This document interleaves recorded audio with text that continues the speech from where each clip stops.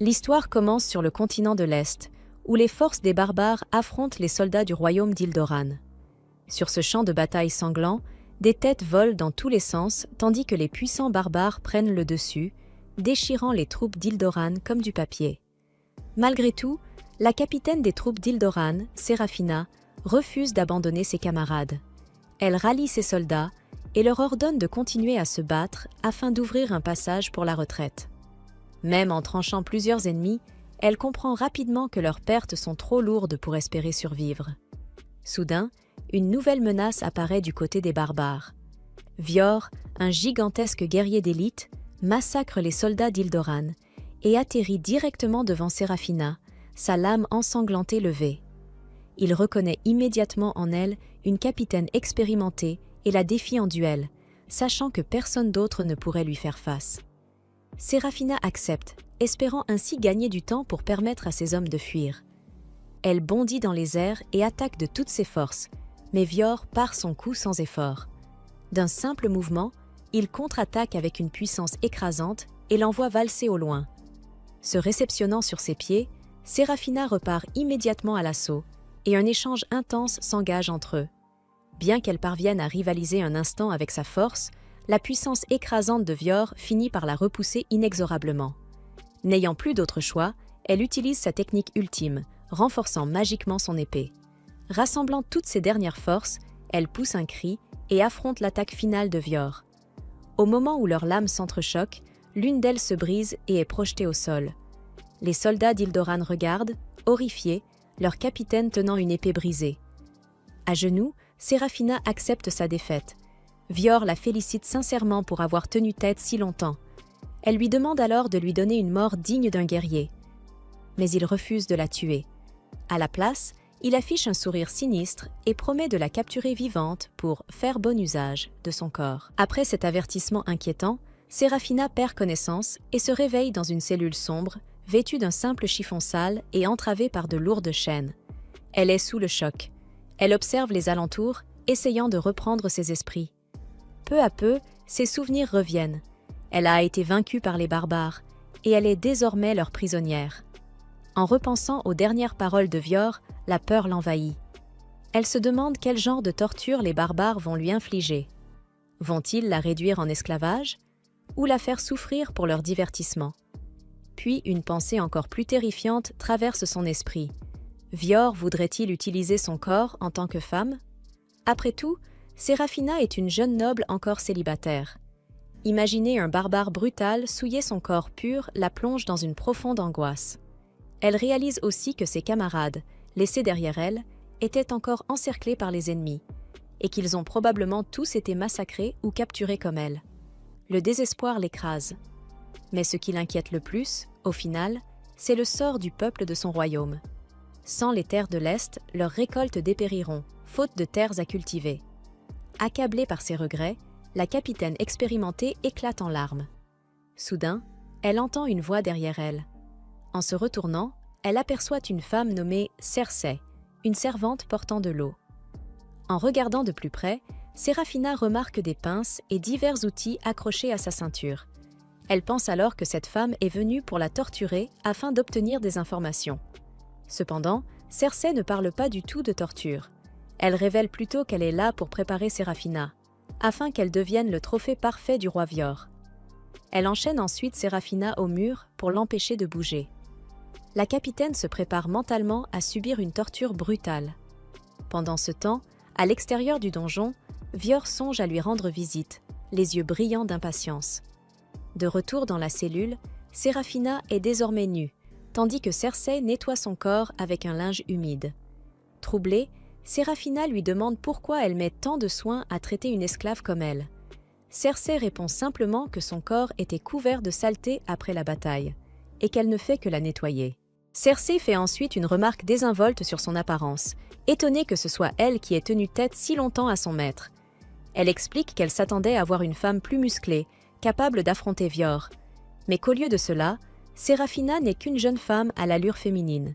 Ces mots blessent l'orgueil de Séraphina, qui estime qu'une chevalière comme elle n'a pas le temps de se soucier d'être jolie ou mignonne. Cersei comprend son ressenti, mais elle ajoute que Vior, lui, apprécie beaucoup son apparence. Cette déclaration plonge Séraphina dans une confusion encore plus grande, mais Cersei refuse d'en dire davantage. À la place, elle lui glisse calmement un avertissement. Elle ne quittera jamais le territoire des barbares. Tenant un couteau aiguisé à la main, Cersei s'approche. Séraphina, persuadée que sa fin est arrivée, se débat désespérément contre ses chaînes, espérant un miracle. Puis, voyant la lame et les pinces froides se rapprocher, elle finit par abandonner et ferme les yeux. Mais contre toute attente, Cersei ne lui fait aucun mal. Elle coupe simplement ses liens, lui taille les ongles et l'habille avec une robe. En rouvrant les yeux, Séraphina découvre des vêtements étonnamment convenables, imprégnés d'un léger parfum. Elle ne comprend pas pourquoi des barbares offriraient une tenue parfumée à une prisonnière. Se prépare-t-il à un rituel sacrificiel? Avant même qu'elle puisse poser la question, un rugissement puissant retentit au-dessus du donjon. Cersei confirme que Vior est arrivé. Peu après, l'imposant roi barbare entre dans la cellule. Une fois à l'intérieur, il se présente officiellement comme le fils du grand chef barbare, Holden One Eye. De son côté, Séraphina observe son corps gigantesque et ses yeux dorés, comprenant qu'il n'est probablement pas humain.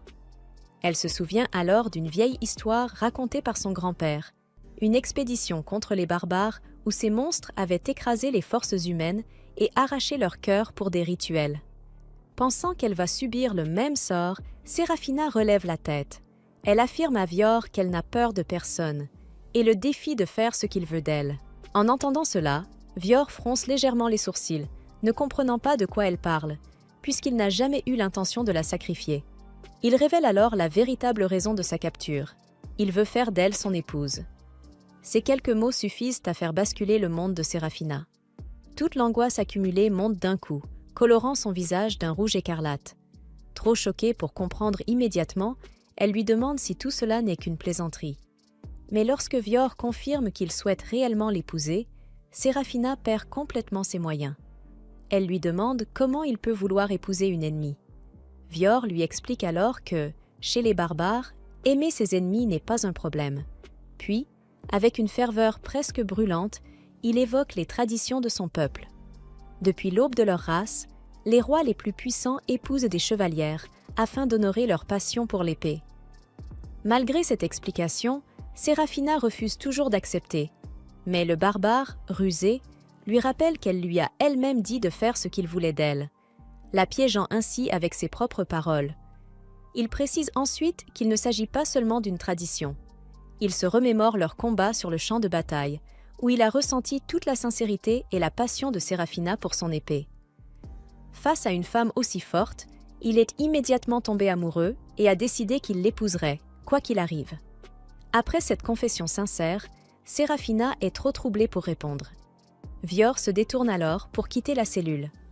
Avant de partir, il lui promet qu'il ne la forcera pas à se marier contre sa volonté et qu'elle peut prendre le temps de réfléchir. Lorsqu'il disparaît enfin, la chevalière, encore sous le choc, se demande ce qui va lui arriver dans ce donjon insensé. En attendant, ses pensées dérivent vers un souvenir vieux de 7 ans. À cette époque, son frère Sidious lui avait annoncé qu'elle avait été désignée pour diriger une expédition vers les terres barbares. Séraphina avait accepté sans hésiter et s'apprêtait à partir accomplir son devoir, mais Sidious l'avait arrêtée pour lui remettre une invitation à un banquet noble. Confuse, elle lui demanda ce qu'il attendait d'elle. Son frère lui rappela alors qu'elle restait une noble, avec une réputation à préserver. Sous le regard insistant de Sidious, Séraphina se redressa et accepta immédiatement l'invitation. Plus tard, elle s'habilla avec élégance et se rendit au manoir de la comtesse Hildol pour le banquet. En voyant Séraphina vêtue comme une noble ordinaire, les aristocrates autour d'elle commencèrent à murmurer sur son métier.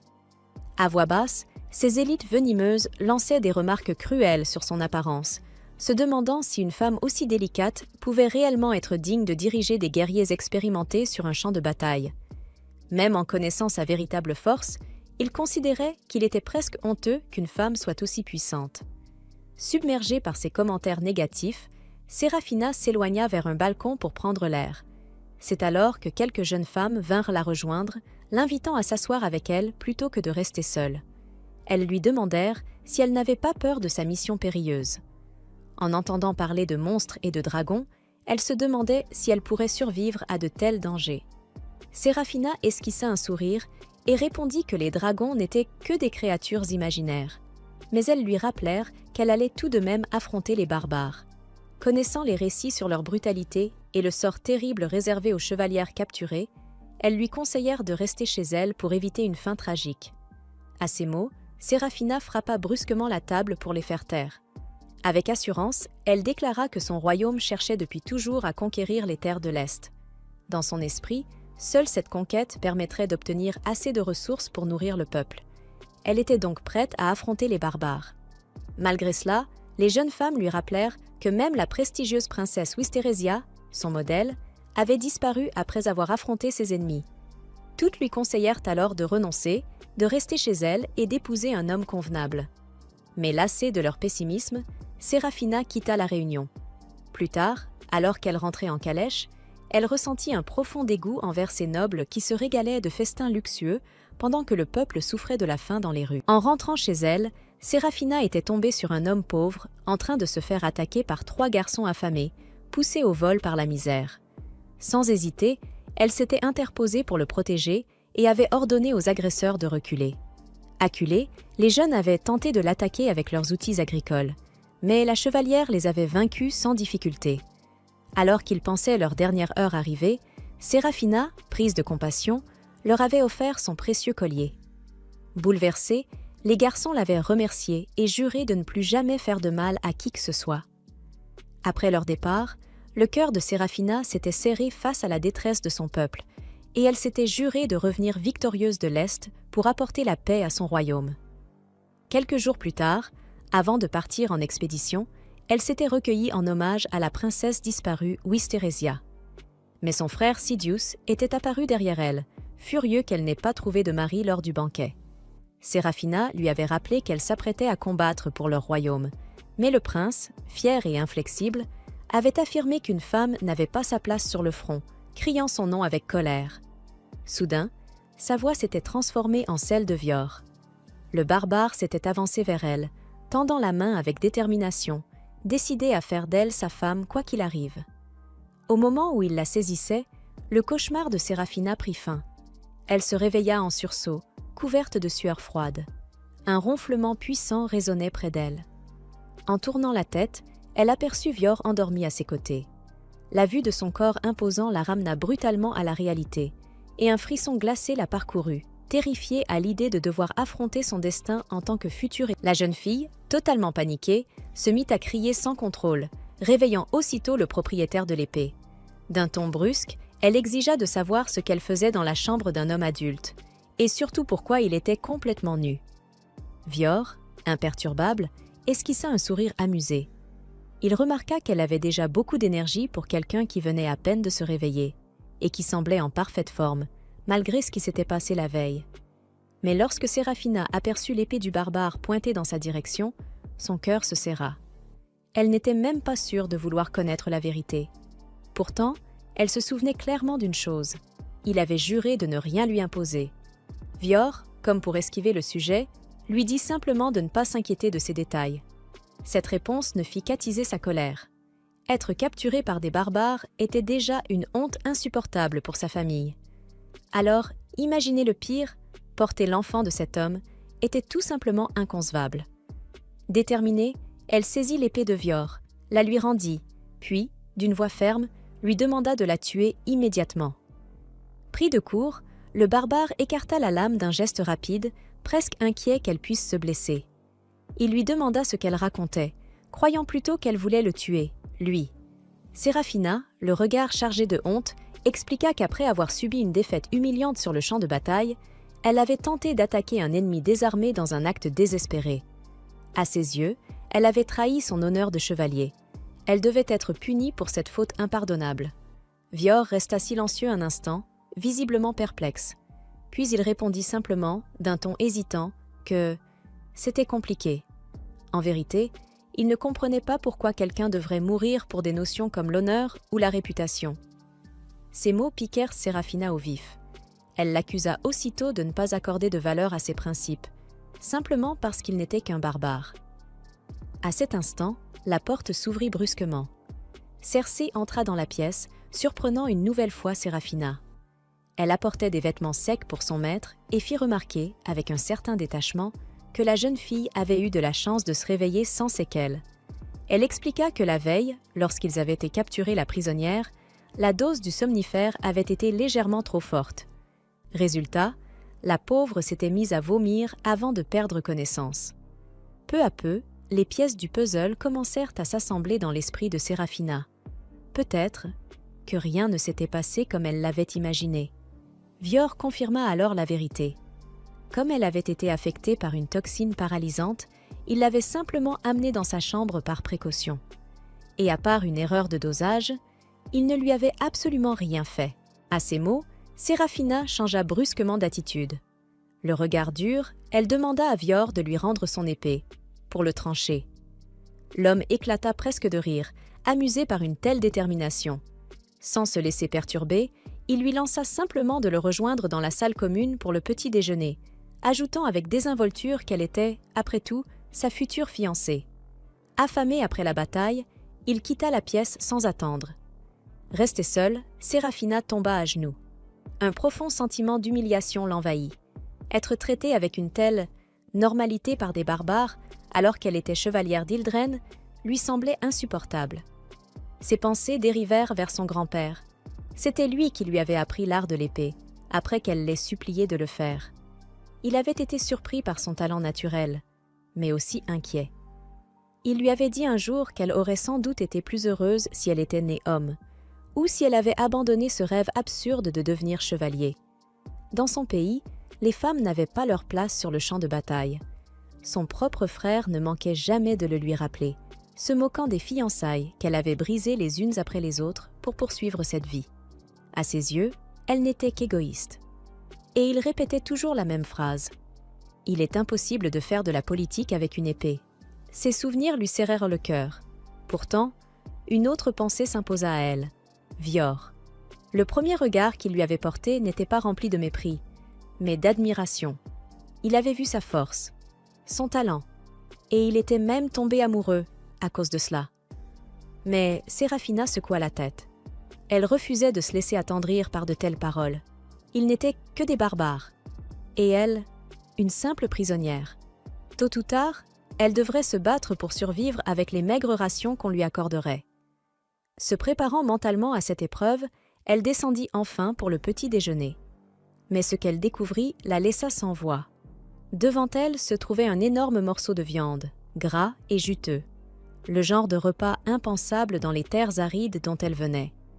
Sans même lui demander son avis, le barbare découpa un quart de la pièce et le déposa dans son assiette. Un morceau, presque aussi grand qu'elle. Encore sous le choc, Séraphina observa la scène en silence. Puis, lentement, une conclusion s'imposa à elle. C'était une stratégie. Oui, cela devait être ça. L'ennemi cherchait à briser sa volonté de chevalier, en la traitant bien, en la nourrissant comme une reine. Ils espéraient la dompter, mais elle ne tomberait pas dans ce piège. Jamais. D'une voix ferme, elle déclara qu'elle préférait mourir plutôt que d'accepter la charité de barbares. À cet instant précis, son estomac grogna bruyamment. Un silence gênant s'installa, et, pour la première fois, Séraphina commença à douter. Peut-être ne serait-elle pas capable de mourir de faim aussi facilement qu'elle le pensait.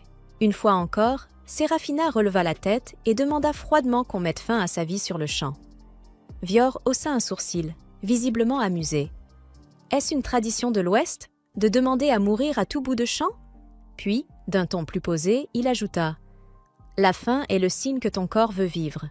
Refuser de manger, c'est te mentir à toi-même, et manquer de respect à la vie qui a été prise pour te nourrir. » Il expliqua alors, presque calmement, que tuer pour survivre, et non pour le plaisir, était une raison valable. Selon lui, les expéditions de l'Est devaient sûrement fonctionner de la même manière. Puis, il lui adressa un sourire simple, mais étrangement sincère. « Mange. » Contre toute attente, Séraphina fut troublée par cette expression. À ce moment-là, Cersei se pencha discrètement vers elle et murmura à son oreille. « Le chef a chassé cette proie spécialement pour vous accueillir, future épouse. » Elle expliqua que, la veille, après l'avoir enfermée, Vior était parti seul chasser, afin qu'un véritable festin l'attende à son réveil. Elle ajouta que son maître n'était pas un simple barbare. Il possédait un titre, une réputation, quelque chose qui se rapprochait de la royauté occidentale. Si Vior était réellement le fils de ce grand chef, alors il était en quelque sorte un prince. Cersei conclut doucement. Un homme de son rang a fait cet effort pour vous. Il serait convenable d'y répondre avec un minimum de courtoisie. Ces mots frappèrent Séraphina de plein fouet. Refuser serait indigne d'un chevalier. Alors, avec une certaine hésitation, elle découpa un morceau de viande et le porta à ses lèvres. Dès la première bouchée, son monde bascula. La saveur était si riche, si intense, qu'elle en resta figée. Ses yeux s'embuèrent. Sans s'en rendre compte, elle se mit à pleurer, tout en laissant échapper un léger filet de salive. C'était divin, un véritable paradis barbare. Vior, intrigué, pencha la tête. « Ce n'est pas bon ?» Séraphina sursauta, essuya précipitamment sa bouche et détourna le regard. Rougissante, elle répondit d'un ton forcé. « C'est acceptable, rien d'extraordinaire. » Mais son trouble la trahissait complètement. Concernant cette histoire de fiançailles, elle ne pouvait pas encore se prononcer. Cependant, elle accepta de lui pardonner l'incident avec la potion paralysante. Puis, tentant de reprendre contenance, elle demanda d'un ton plus sérieux. « De quel animal provient cette viande ?» Vior esquissa un sourire en coin. « Pourquoi ne pas regarder par toi-même » Il désigna la fenêtre. « Ils sont en train de le découper en ce moment même. » Poussée par la curiosité et déjà en train d'imaginer élever une telle créature dans son royaume, Séraphina s'approcha de la fenêtre. Mais à peine posa-t-elle les yeux dehors que son souffle se coupa. Ce n'était pas un simple animal, c'était un dragon, une créature qui, à l'ouest, n'existait que dans les légendes, connue pour cracher du feu et empoisonner ses victimes. Vior confirma calmement. Oui, c'en était bien un. Enfin, en quelque sorte. Il existe plusieurs types de dragons, précisa-t-il. Mais avant même qu'il ne puisse continuer, il remarqua quelque chose. Séraphina n'avait pas arrêté de manger une seule seconde. Malgré tout ce qu'elle venait d'apprendre, malgré la nature terrifiante de la créature qu'elle consommait, elle continuait. Son attitude fière s'était légèrement fissurée. Gênée, elle détourna le regard. Il est difficile de résister à une telle nourriture. Cersei observa son assiette désormais vide et esquissa un sourire discret. Il semblait que la prisonnière avait, au moins pour le moment, abandonné l'idée de mourir. Plus tard, le chef invita la commandante de l'expédition orientale à le suivre. Il souhaitait lui montrer quelque chose, dans les montagnes derrière la demeure. Mais fidèle à elle-même, Séraphina ne céda pas facilement. Elle refusa d'obéir aveuglément. Après tout, cela ne faisait même pas 2 jours qu'elle était prisonnière. Et elle restait, avant tout, une chevalière d'Ildren. Son honneur ne pouvait être compromis. De plus, suivre un barbare à travers des terres peuplées de créatures étranges, sans raison valable, relevait de l'imprudence. Vior haussa légèrement les épaules. Ce qui est raisonnable dépend de l'endroit où l'on se trouve. Puis, après un court silence, il posa une simple question. « Tu as peur ?» La réaction fut immédiate. Séraphina enfila ses bottes avec détermination. Hors de question de tomber dans une provocation aussi grossière. « Je ne fais confiance à aucun d'entre vous. » Vior hocha la tête, comme s'il s'y attendait. Mais au fond de lui, une intuition persistait. Elle allait aimer ce qu'elle s'apprêtait à voir. Lorsqu'elle mit le pied dehors, une brise douce caressa son visage. Ses cheveux se soulevèrent légèrement dans le vent. Et, pour la première fois depuis longtemps, elle ressentit du calme. Au loin, elle aperçut une ville, construite le long d'une plage, un paysage vibrant de vie, baigné par la lumière. Rien à voir avec les terres arides qu'elle connaissait. Cet endroit était abondant, presque béni par la nature. Vior s'arrêta à ses côtés. « Le champ de bataille est un désert, » expliqua-t-il. « Mais ici, la terre est vivante. » Puis, avec un léger sourire, « J'espère que tu ne vas pas t'évanouir de surprise. » L'histoire continue alors que Séraphina, encore tendue et sur ses gardes, avance aux côtés de Vior vers la montagne. Malgré ses efforts pour rester concentrée et ne pas céder aux provocations du barbare, elle ne peut s'empêcher d'observer la richesse incroyable de cet environnement. Partout autour d'eux, une faune variée évolue librement, certaines créatures paisibles, d'autres bien plus inquiétantes. Soudain, un cri perçant retentit dans le ciel, la faisant sursauter. Une immense créature ailée passe au-dessus d'eux. Vior lui explique calmement que les dragons ne sont qu'une espèce parmi d'autres dans cette région, et qu'il suffit simplement d'éviter les nids des mers pour ne pas courir de danger. Il ajoute, non sans une pointe d'ironie, qu'elle finira bien par s'y habituer, puisqu'elle semblait déjà apprécier leur viande un peu plus tôt. Après un moment de marche, ils atteignent une magnifique cascade. Séraphina reste sans voix. C'est la première fois qu'elle voit un tel spectacle de ses propres yeux. L'eau tombe avec puissance dans un bassin clair, entouré d'une nature luxuriante. Vior plaisante en disant que ce genre de paysage n'existe sûrement pas dans l'Ouest. Elle est sur le point de répliquer, mais se rend compte qu'elle ne trouve aucun exemple convaincant à opposer, ce qui la réduit au silence. Voyant sa réaction, Vior précise qu'il ne cherche pas à se vanter, mais simplement à lui montrer cet endroit. Puis, sans prévenir, il enlève sa chemise et lui demande de faire de même. Déconcertée, Séraphina lui demande ce qu'il entend par là. Avec un sourire malicieux, il répond qu'un homme et une femme nus près de l'eau ne font généralement qu'une seule chose.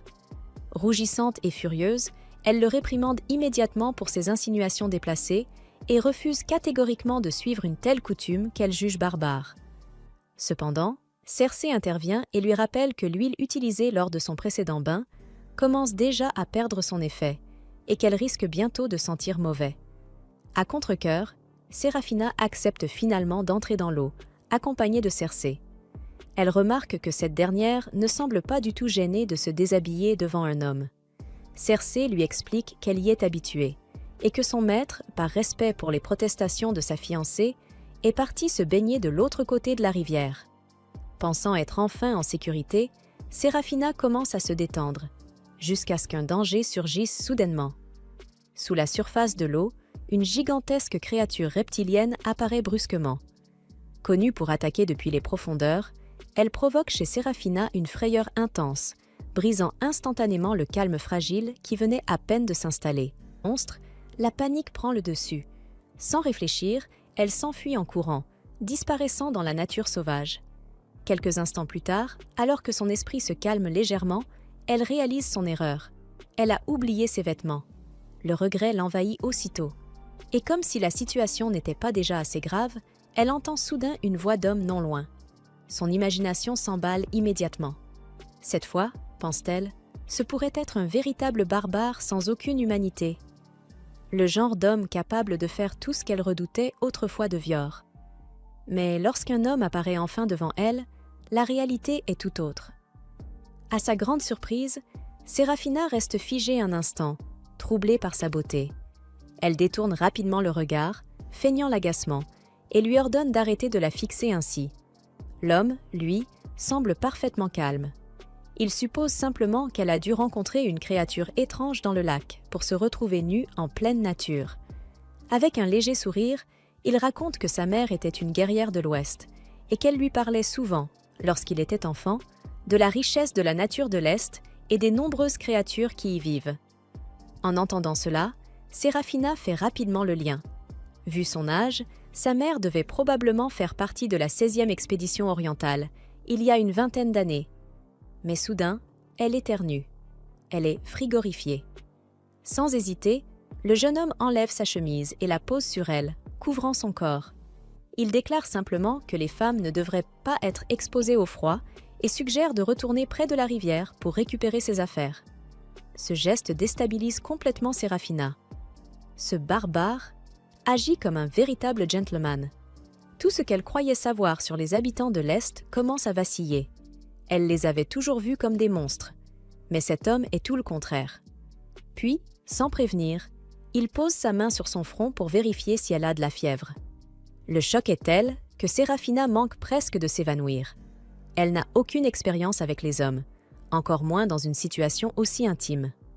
Son corps ne sait même pas comment réagir, et elle commence à se demander si elle est encore capable de marcher seule. Voyant son état, le jeune homme prend une décision immédiate. Sans lui laisser le temps de protester, il la soulève dans ses bras. Et même si Séraphina tente de résister, son corps, lui, ne suit plus vraiment sa volonté. Séraphina n'a pas vraiment envie de partir, alors elle laisse simplement les choses se dérouler et se laisse porter par le courant. À ce moment-là, Cersei apparaît après avoir passé un long moment à chercher Séraphina. Elle s'excuse d'interrompre ce moment romantique, mais dit qu'elle aimerait vraiment comprendre pourquoi la jeune femme a soudainement cessé de rejeter Vior. C'est à ce moment-là que la prisonnière réalise enfin, après tout ce temps, qu'elle se tient devant l'homme qui l'a enlevée, désormais sans sa barbe. Il avoue qu'il s'est un peu attristé de ne pas avoir été reconnu par sa propre fiancée, même si la voir rougir a suffi à lui remonter le moral. Offensée par l'audace des paroles du barbare, la jeune femme lui assène une gifle bien sentie au visage. Vior rentre alors chez lui avec une marque rouge sur la joue, mais un sourire satisfait, car il n'attendait rien de moins de la femme qu'il a choisie. Séraphina répond que tout cela aurait très bien pu finir en duel s'il y avait eu des épées disponibles, et souligne que tout est arrivé uniquement parce qu'il l'a emmenée dans cet endroit rempli de monstres. Cersei affirme qu'il n'y avait rien à craindre, puisque Maître Vior s'était chargé de patrouiller les zones où des monstres dangereux pouvaient apparaître. De plus, comparé aux dragons qu'ils ont mangés plus tôt, les monstres près du lac sont plutôt calmes. Vior n'est pas d'accord, estimant que les dragons ont un tempérament féroce, mais qu'au fond, ils sont en réalité lâches. En parlant de cela, il se réjouit d'avoir vu aujourd'hui différentes expressions chez la femme dont il est tombé amoureux, et affirme que chasser un dragon n'était rien comparé à ce qu'il ferait pour elle. Tout ce qui s'est passé laisse Séraphina complètement confuse et sous pression, cherchant désespérément une réponse. Elle fait clairement savoir qu'elle ne sait toujours pas quoi penser de ses fiançailles, puis elle s'en va, essayant de comprendre comment elle s'est retrouvée dans cette situation. De son côté, il est vrai que le visage rasé de Vior ne quitte pas ses pensées, même si elle essaie de l'ignorer. Cependant, quelques jours plus tard, au grand désarroi de la jeune femme, le barbare a de nouveau laissé pousser. Quelques jours plus tard, Séraphina écoutait avec impatience tandis que Vior l'invitait à une réunion avec les membres de son clan. Il lui montra le lieu de rencontre, qui était la plus ancienne et la plus grande colonie de la race des barbares, appelée le village du lac. Séraphina remarqua l'emplacement du village, mais elle se demanda ensuite pourquoi Vior lui révélait des informations potentiellement militaires. Elle se demanda s'il la sous-estimait et lui rappela qu'elle pouvait à tout moment s'échapper vers son pays natal et transmettre ces informations à son armée. En entendant cet avertissement, Vior éclata de rire. Il lui rappela qu'elle était tombée sous le charme de son visage rasé quelques jours auparavant, et qu'il n'y avait donc aucune chance qu'elle veuille lui faire du mal. Il pensait aussi pouvoir facilement faire d'elle sa femme, donc il ne s'inquiétait pas qu'elle divulgue des informations sensibles. Pendant qu'ils se disputaient sans arrêt, Circe remarqua qu'ils agissaient déjà comme un couple marié. Après un certain temps, ils arrivèrent tous au lieu de réunion, où Séraphina se retrouva entourée d'une centaine d'hommes intimidants. Armés jusqu'aux dents, chacun de ces barbares aguerris suppliait Vior de leur donner une chance de croiser le fer avec la capitaine. Séraphina pensa que son heure était enfin venue, puisque les barbares voulaient la tuer pour venger leurs camarades. Cependant, Vior leur ordonna de reculer et de lui offrir un accueil digne au sein de leur tribu. À l'ordre de leur chef, tous les barbares au sang chaud se calmèrent et laissèrent de l'espace à Séraphina. En voyant leur visage joyeux, elle se demanda pourquoi ils étaient tous réunis ici s'ils ne cherchaient pas à la tuer. Vior expliqua qu'ils étaient simplement là pour lui souhaiter la bienvenue, tout en espérant obtenir un combat amical contre elle. Cela la rendit encore plus confuse, et elle demanda pourquoi aucun d'entre eux ne désirait se venger. Vior posa directement la question aux barbares. Tous déclarèrent sérieusement qu'ils ne ressentaient aucune haine, puis ils se mirent en formation de guerriers pour l'accueillir dans la tribu. Séraphina ne leur faisait toujours pas confiance, pensant qu'ils ne faisaient qu'obéir aux ordres de leur chef. Malgré cela, elle suivit Vior et Circe et entra dans la formation. Alors qu'ils marchaient, l'un des barbares se mit soudain à pleurer et rompit la formation derrière Séraphina. Inspiré par son courage, il la félicita pour son incroyable démonstration d'arts martiaux sur le champ de bataille. Séraphina resta sans voix, et bientôt d'autres barbares se joignirent à lui, louant à la fois sa beauté et ses compétences. Elle en fut complètement déstabilisée, recevant autant d'éloges de la part de ses ennemis. Mais Vior lui rappela que les barbares respectaient la force, peu importe à qui elle appartenait. Elle continua alors à le suivre plus profondément dans le village. En marchant, elle observa une communauté paisible occupée à traiter des animaux. Soudain, Vior s'arrêta devant une maison où de l'eau était en train de bouillir. Il dit à Cersei et à Séraphina qu'elle resterait ici pendant qu'il allait rencontrer les anciens, puis il annonça sa présence aux habitants. Peu après, une femme aimable sortit de la maison et demanda ce que Vior voulait. Il lui présenta Séraphina comme sa femme et lui demanda de prendre soin d'elle en son absence. Surprise, la femme tomba immédiatement sous le charme de la beauté de Séraphina. Elle l'entraîna à l'intérieur sans même écouter ses protestations. À l'intérieur, la femme s'excusa pour son comportement brusque, mais Séraphina lui pardonna. Ensuite, elle appela son fils, Gator, et lui demanda d'aller chercher des herbes médicinales. Le petit garçon fouilla dans une grande boîte pendant que sa mère soulevait le couvercle pour l'aider. Il finit par trouver une pochette d'herbes que la femme ajouta à l'eau bouillante pour préparer du thé. Séraphina se demanda si c'était une habitude chez les barbares de mettre des herbes dans leur thé, et la femme confirma d'un signe de tête. Une autre femme remarqua alors qu'il faudrait plus d'eau bouillante pour en préparer suffisamment pour tout le monde, et elle envoya les enfants chercher du bois supplémentaire. Séraphina fut impressionnée de voir que les jeunes enfants barbares étaient déjà si forts et indépendants. Leur mère, elle, n'y voyait rien d'exceptionnel, expliquant qu'ils ne faisaient qu'imiter les adultes.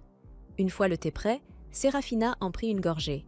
Elle admit qu'il était bien meilleur qu'elle ne l'avait imaginé, son goût aux herbes lui procurant une sensation de fraîcheur et de bien-être. Cersei pense que les herbes ont un goût aussi agréable parce qu'elles proviennent de l'arbre sacré spécial.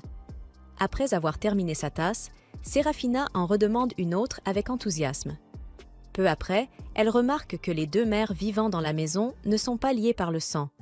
Elle se demande alors si elles sont les seules habitantes et suppose que leurs maris doivent être partis travailler avec l'armée à l'extérieur. Cependant, la réponse de la femme la surprend. Elles sont toutes les deux veuves. Elle explique que leurs maris ont perdu la vie lors d'une bataille contre l'Ouest, ce qui plonge Séraphina dans un profond sentiment de culpabilité face aux actes de son propre peuple. Même si elle sait que l'armée occidentale se battait pour obtenir des ressources pour les siens, elle ne peut s'empêcher de regretter que des vies innocentes aient été détruites.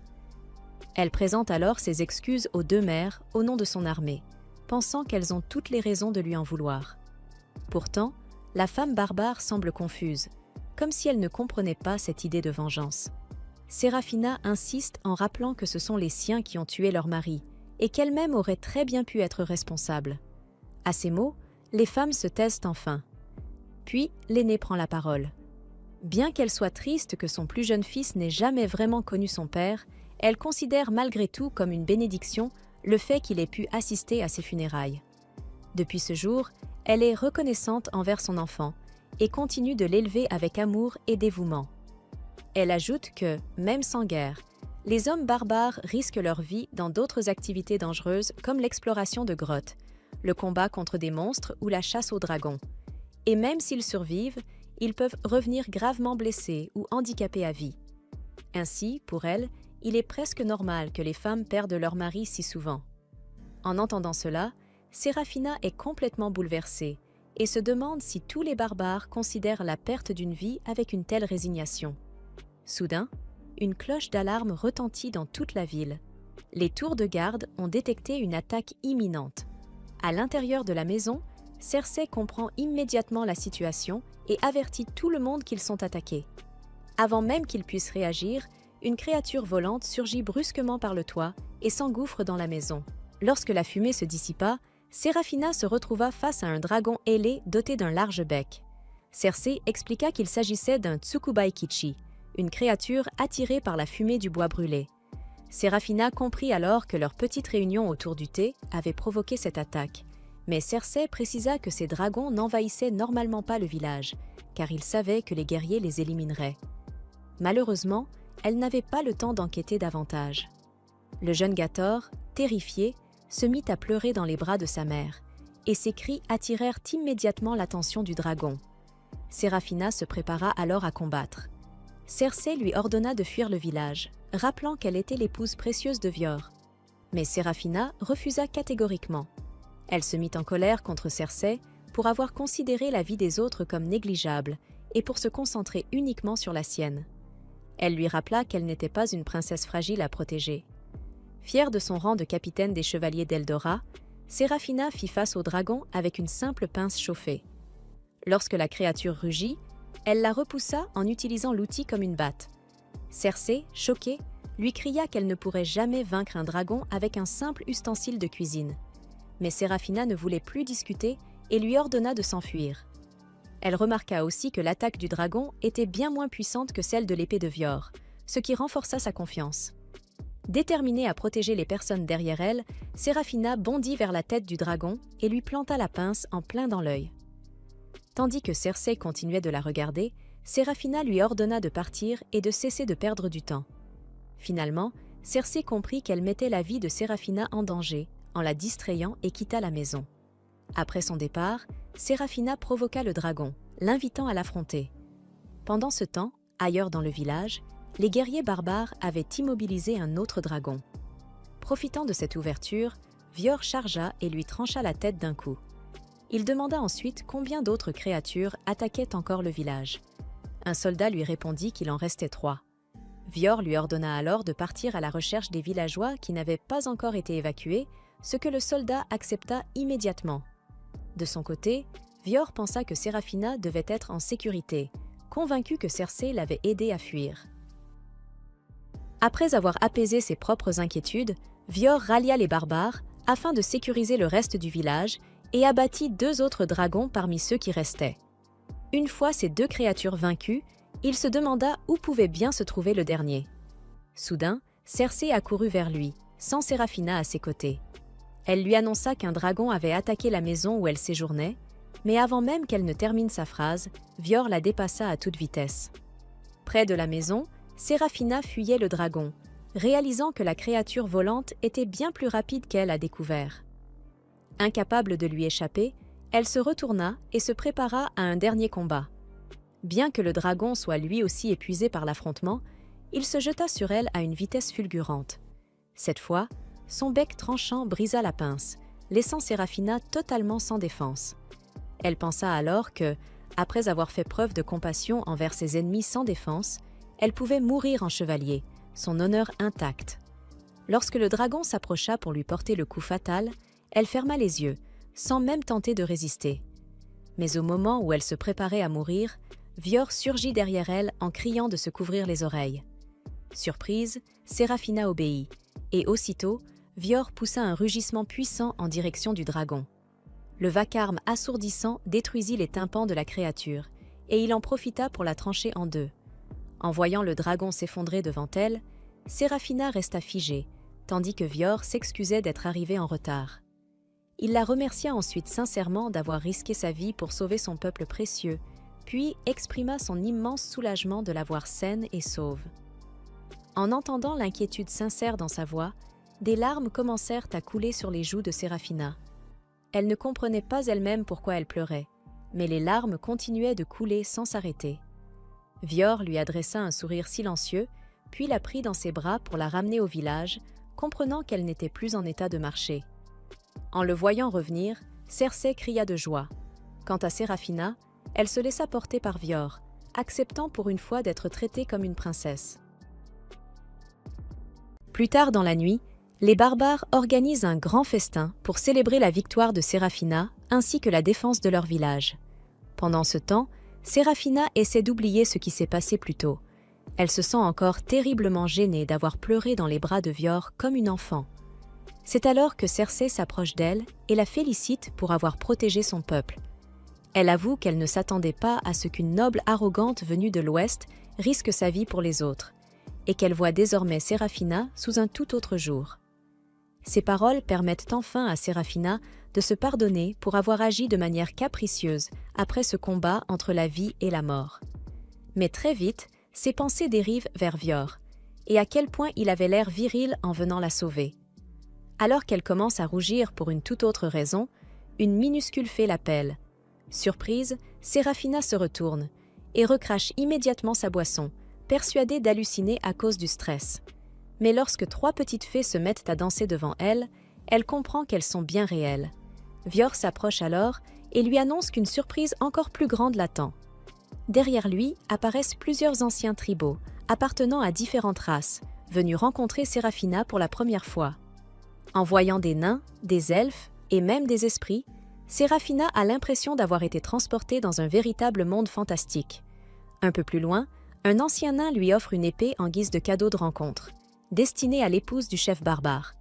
Par politesse, Sérafina refuse d'abord, mais Vior lui glisse qu'elle changera sûrement d'avis dès qu'elle verra la qualité exceptionnelle de l'arme. Hésitante, elle finit par examiner la lame. Après une observation attentive, elle remarque que l'épée est magnifiquement forgée, tout en conservant un tranchant redoutable, parfait pour le combat. Le forgeron nain explique alors qu'il l'a fabriquée à partir d'un métal précieux appelé mithril.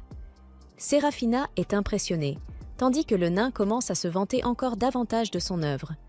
Mais Vior intervient pour présenter officiellement les chefs présents. Il commence par les nains, anciens du clan Kefto, Vaes, Gwanz et Balhaf. Puis il présente Karka, ancien des Ixtes, ainsi qu'Asnimala, ancien des esprits. Enfin, il introduit le chef des fées, Vufumek. Face à cette assemblée incroyable, Sérafina a l'impression d'être plongée dans un rêve. Vior la rassure en lui affirmant que tout ce qu'elle voit est bien réel. Pourtant, Sérafina reste nerveuse en présence de ces êtres inhabituels. Karka lui dit alors de se détendre, comprenant que c'est la première fois qu'elle rencontre des créatures aussi étranges. De son côté, Asnimala lui propose un mélange de thé spécial, avant de préciser, avec calme, qu'il est encore plus puissant que des sédatifs médicaux. En entendant les discussions de toutes ces créatures magiques, Sérafina réalise qu'elle découvre une facette du monde dont elle ignorait totalement l'existence. Vior lui explique qu'elle ne les avait jamais vues auparavant parce que les créatures magiques évitent généralement l'Ouest. Cela pousse Sérafina à se demander pourquoi elles tiennent tant à la rencontrer maintenant. Vior lui rappelle alors que cette réunion a été organisée spécialement pour permettre aux anciens de faire sa connaissance. Il lui révèle qu'après sa propre tribu barbare, appelée la tribu Cornum, 4 autres tribus se joignent à eux pour former l'alliance des 5 grandes tribus. Même si Vior est destiné à devenir le grand chef de cette alliance, ce rôle n'est attribué qu'après un rituel accompli par les esprits. Il explique également que chaque tribu possède ses propres compétences et sa propre culture, et qu'elles vivent en harmonie en s'entraidant, chacune compensant les faiblesses des autres. Mais il casse soudain l'ambiance sérieuse en ajoutant que, concrètement, l'Alliance ne fait presque rien, sauf en cas de crise majeure. Sérafina se demande alors si l'invasion menée par son royaume pourrait être considérée comme une telle crise. À cette question, tous les chefs tribaux éclatent de rire. Vior s'excuse pour leur réaction et précise que l'Alliance n'intervient pas dans les conflits territoriaux. Cela amène Sérafina à se demander si leurs guerres ne sont, à leurs yeux, que de simples querelles animales. Vior lui répond que les humains ne sont pas si différents des animaux et qu'elle ne devrait pas en avoir honte. Il ajoute ensuite que l'Alliance a été créée pour une toute autre raison. Intriguée, Sérafina lui demande laquelle. Vior révèle alors qu'il existe une menace bien plus terrifiante encore que les dragons qu'elle a déjà vus, même si ces derniers sont déjà redoutables et difficiles à vaincre. Vior explique alors qu'il existe des créatures appelées démons, de véritables fléaux vivants pour la société. Même lui, pourtant redoutable guerrier, admet qu'il préférerait livrer 1000 guerres contre Hildoran plutôt que d'affronter un groupe de ces créatures féroces. Sérafina se demande quel genre de monstre peut bien être assez terrifiant pour l'effrayer. Lui? Et même les chefs tribaux perdent leur bonne humeur rien qu'à l'évocation de ces êtres. Pour alléger l'atmosphère, les anciens changent rapidement de sujet et reprennent les festivités, encourageant Vior à construire un avenir solide aux côtés de Sérafina. Vior rassure Séra. Les anciens la respectent sincèrement. Il lui révèle que tous les objets qu'elle porte, ses vêtements, son collier, ont été confectionnés à la main par eux, spécialement pour l'accueillir parmi leurs tribus. Karka ajoute même qu'il a enchanté son épée afin qu'elle se répare automatiquement. Sérafina a du mal à y croire, mais Vior lui assure que la magie des Ixtes est extrêmement puissante. En voyant toutes ces races coopérer et se soutenir mutuellement, Sérafina commence à penser que les terres barbares ne sont peut-être pas si terribles après tout. Le lendemain, Cersei la réveille brusquement, lui faisant une belle frayeur. Encore à moitié endormie, Sérafina se demande si tout ce qu'elle a vécu la veille n'était qu'un rêve. Mais en apercevant l'épée enchantée à ses côtés, elle comprend que tout était bien réel. Derrière elle, Vior s'approche pour la saluer. Lorsqu'elle se retourne, elle devient toute rouge. Il s'est encore rasé la barbe. Amusé par sa réaction, Vior se contente de sourire avant de l'appeler pour le déjeuner. Soudain, Cersei lui enfonce un sandwich dans la bouche. Surprise, Séraphina découvre qu'il est délicieux. Curieuse, elle demande d'où vient la viande, et Cersei lui répond tranquillement qu'elle provient du dragon qu'elle a tué. Séraphina trouve alors que la volaille barbare est excellente, tandis que Cersei est choquée de la voir considérer des dragons dangereux comme de simples poulets. Une fois rassasiée, Vior lui demande de l'accompagner pour rencontrer quelqu'un. Intriguée, Séraphina se demande bien qui pourrait la connaître parmi les barbares. Mais quelque temps plus tard, ils arrivent devant une maison tout à fait ordinaire, où une femme les attend. Cette dernière accueille Séraphina avec un sourire chaleureux et la félicite d'avoir protégé une famille sans défense contre un dragon féroce. Troublée, Séraphina se demande qui elle est, incapable de la reconnaître. En entendant cela, la femme comprend qu'elle a beaucoup changé au fil des années. Elle se présente alors, Nilia, une ancienne chevalière qui servait autrefois sous les ordres de Séraphina. À l'évocation de ce nom, Séraphina se souvient immédiatement d'elle, une jeune femme passionnée et déterminée.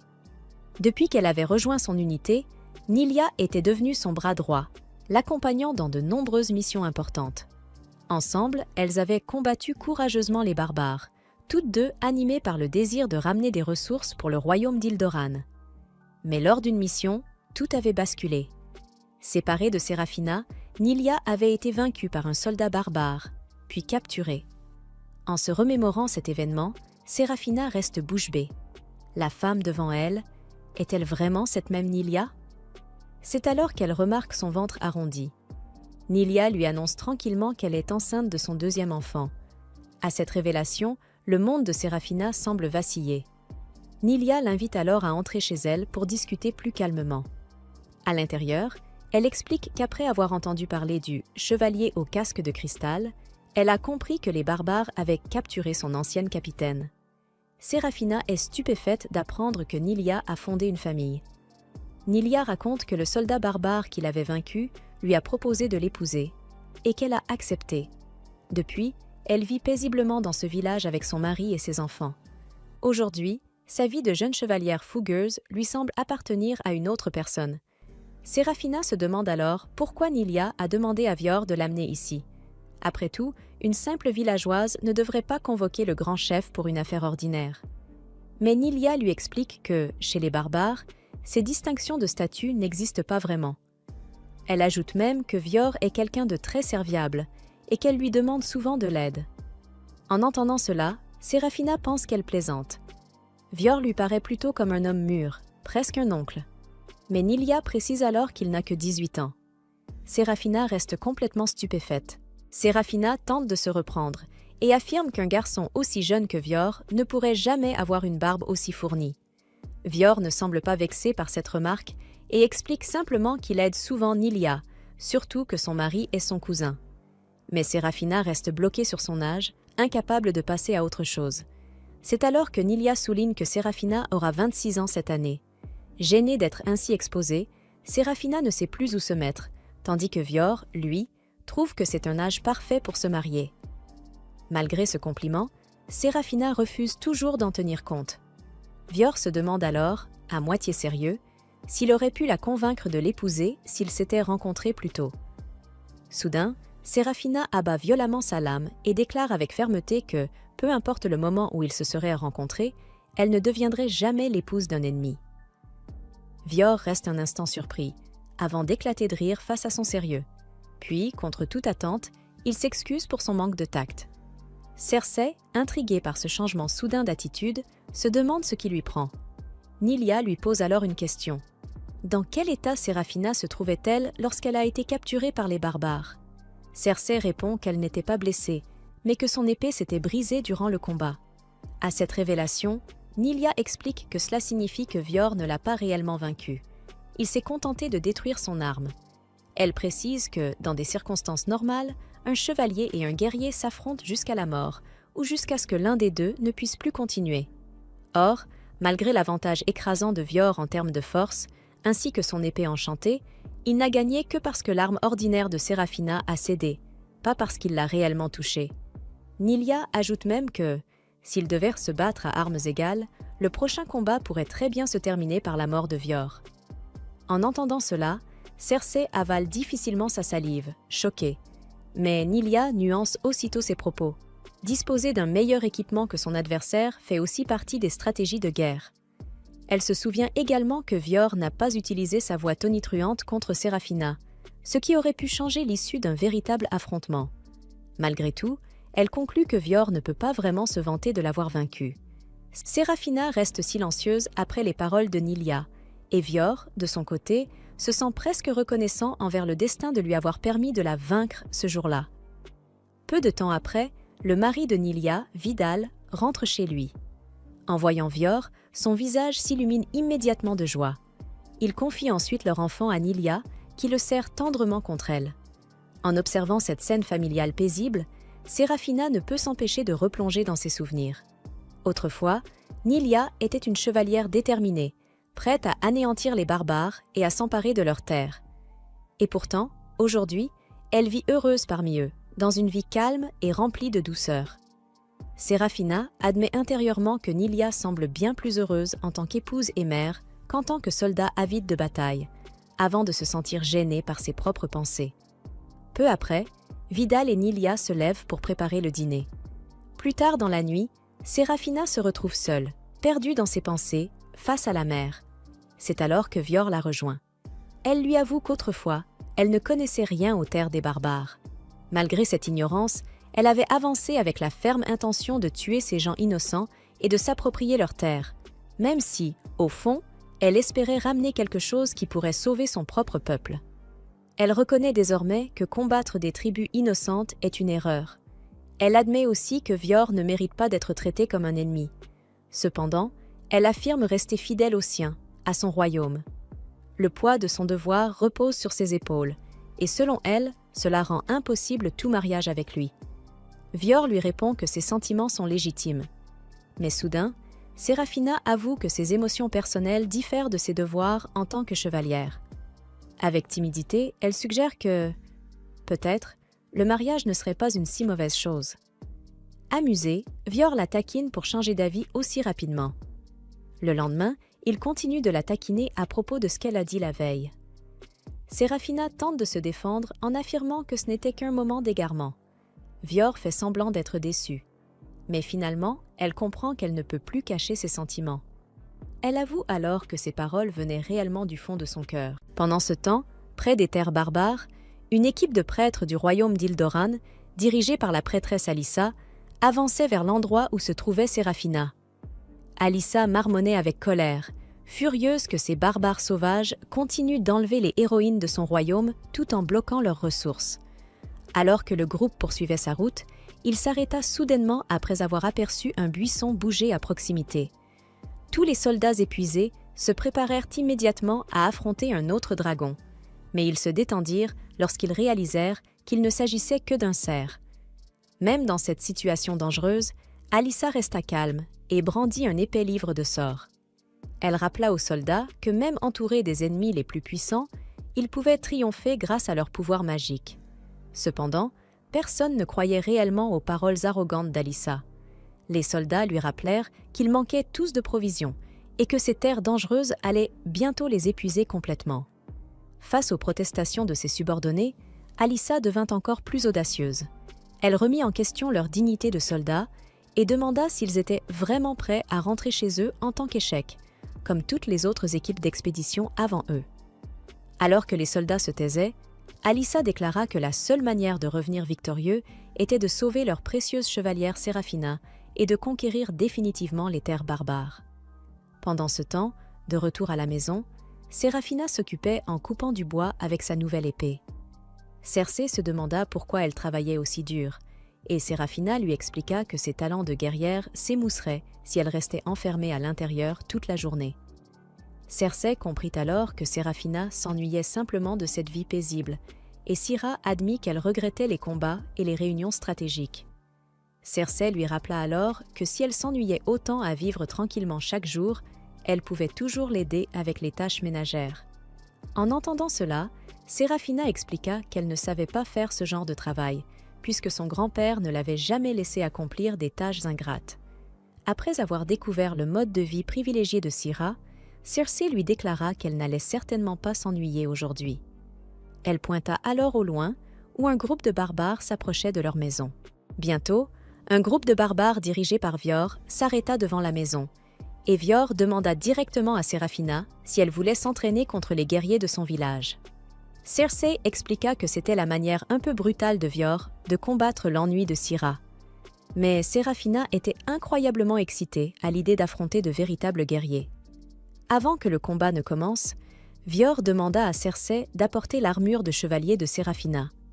Séraphina fut surprise qu'il possède encore son armure sacrée, alors Circé expliqua qu'elle l'avait simplement nettoyée et rangée après l'avoir retirée de son corps. Malheureusement, le cristal protecteur de son casque était toujours brisé. Elle ne pouvait donc porter que le reste de l'armure. Malgré cela, Séraphina fut impressionnée que Circé ait réussi à retirer l'armure de son corps inconscient, puisque les armures d'Ildoran nécessitaient un entraînement spécial pour être mises et retirées. Une fois prête, Séraphina sortit et accueillit tous les challengers venus l'affronter. En voyant le légendaire casque de cristal de leurs propres yeux, tous les guerriers barbares brûlèrent d'envie de combattre. Cependant, ils devaient attendre leur tour, car les affrontements se dérouleraient en 1 contre 1. Pour le premier combat, un jeune soldat courageux nommé Raham s'avança pour affronter Séraphina. Vior présenta les 2 adversaires. Puis il donna le signal du début du combat, et Raham demanda à Séraphina de se battre de toutes ses forces. Malheureusement pour lui, elle prit ses paroles au sérieux. Il finit étalé au sol après un seul mouvement. Ensuite, le père de Raham s'avança pour venger son fils, mais il fut lui aussi vaincu tout aussi facilement. Après la défaite de ces 2 malchanceux, un véritable guerrier nommé Siro s'avança pour affronter Séraphina. Avant de commencer le combat, Siro la remercia d'avoir vaincu le dragon à tête d'oiseau. Il expliqua que les personnes que Séraphina avait protégées ce jour-là étaient en réalité des membres de sa famille et qu'il lui en était profondément reconnaissant. Séraphina fut surprise, puis Siro mit son casque afin de se préparer au combat.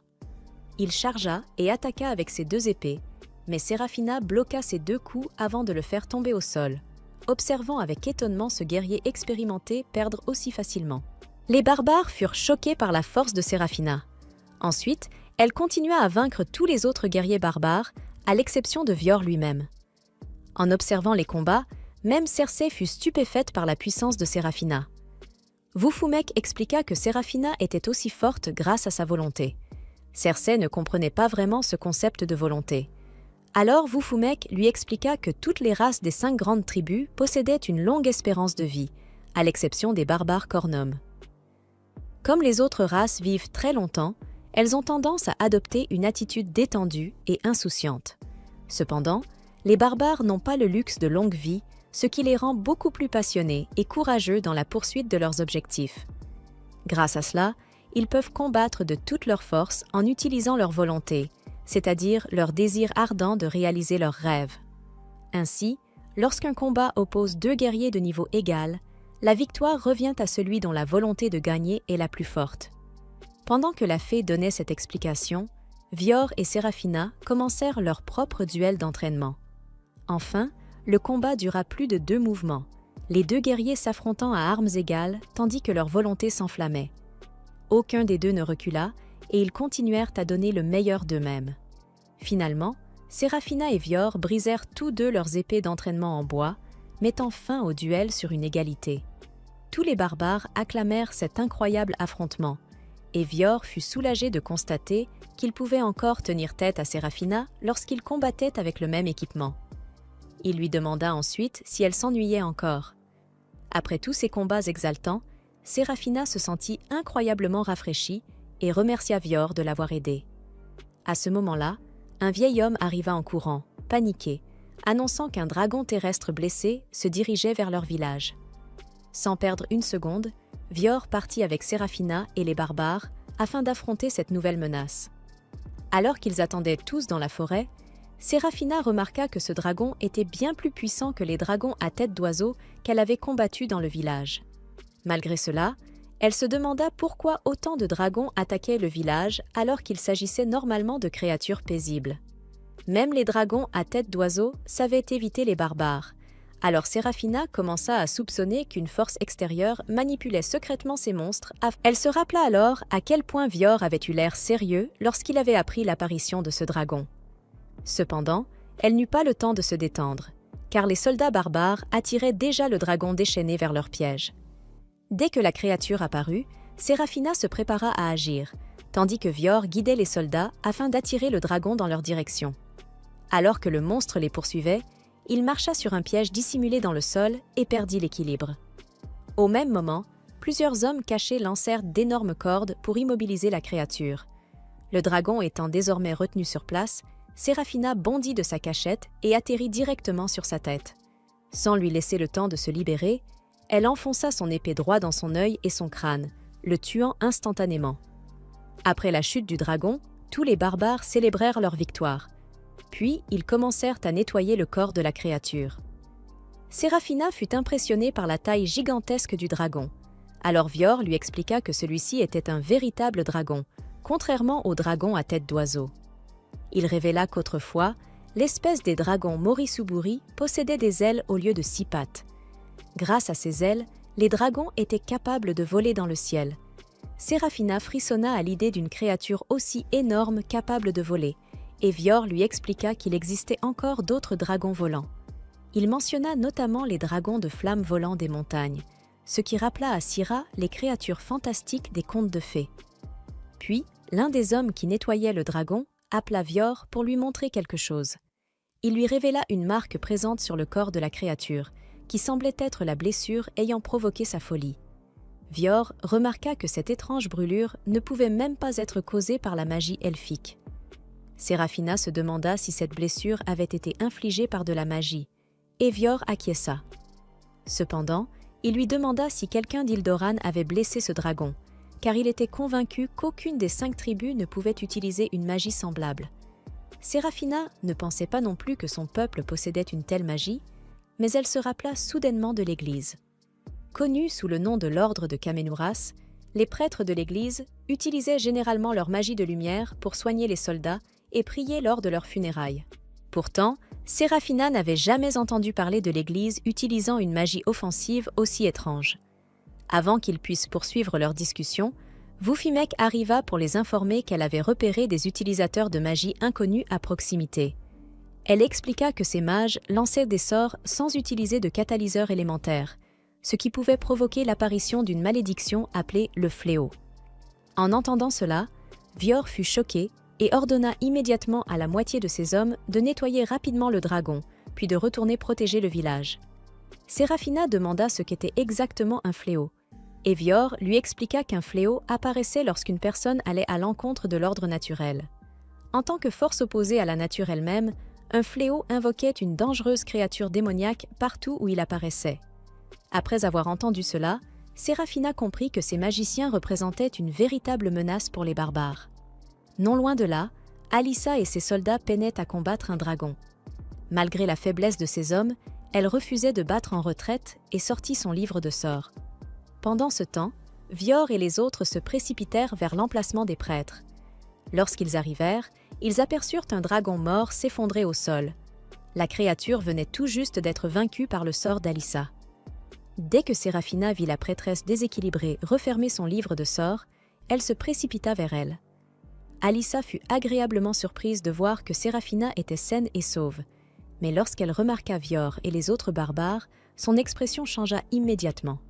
Vior demanda alors à Serafina si elle connaissait ces personnes, et elle expliqua qu'elle venait de son royaume natal. En les voyant parler avec autant de familiarité, Alissa entra dans une colère noire et demanda si Serafina avait trahi sa nation.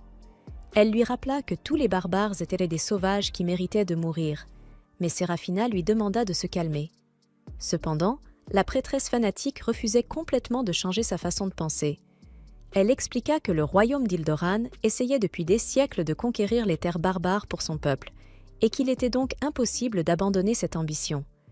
Puis elle se demanda si les barbares avaient corrompu l'esprit de Serafina. Serafina se sentit gênée par cette accusation, et précisa clairement qu'elle n'avait subi aucun lavage de cerveau. Malgré cela, elle avait l'impression de parler à un mur, puisque Alissa refusait d'écouter le moindre argument.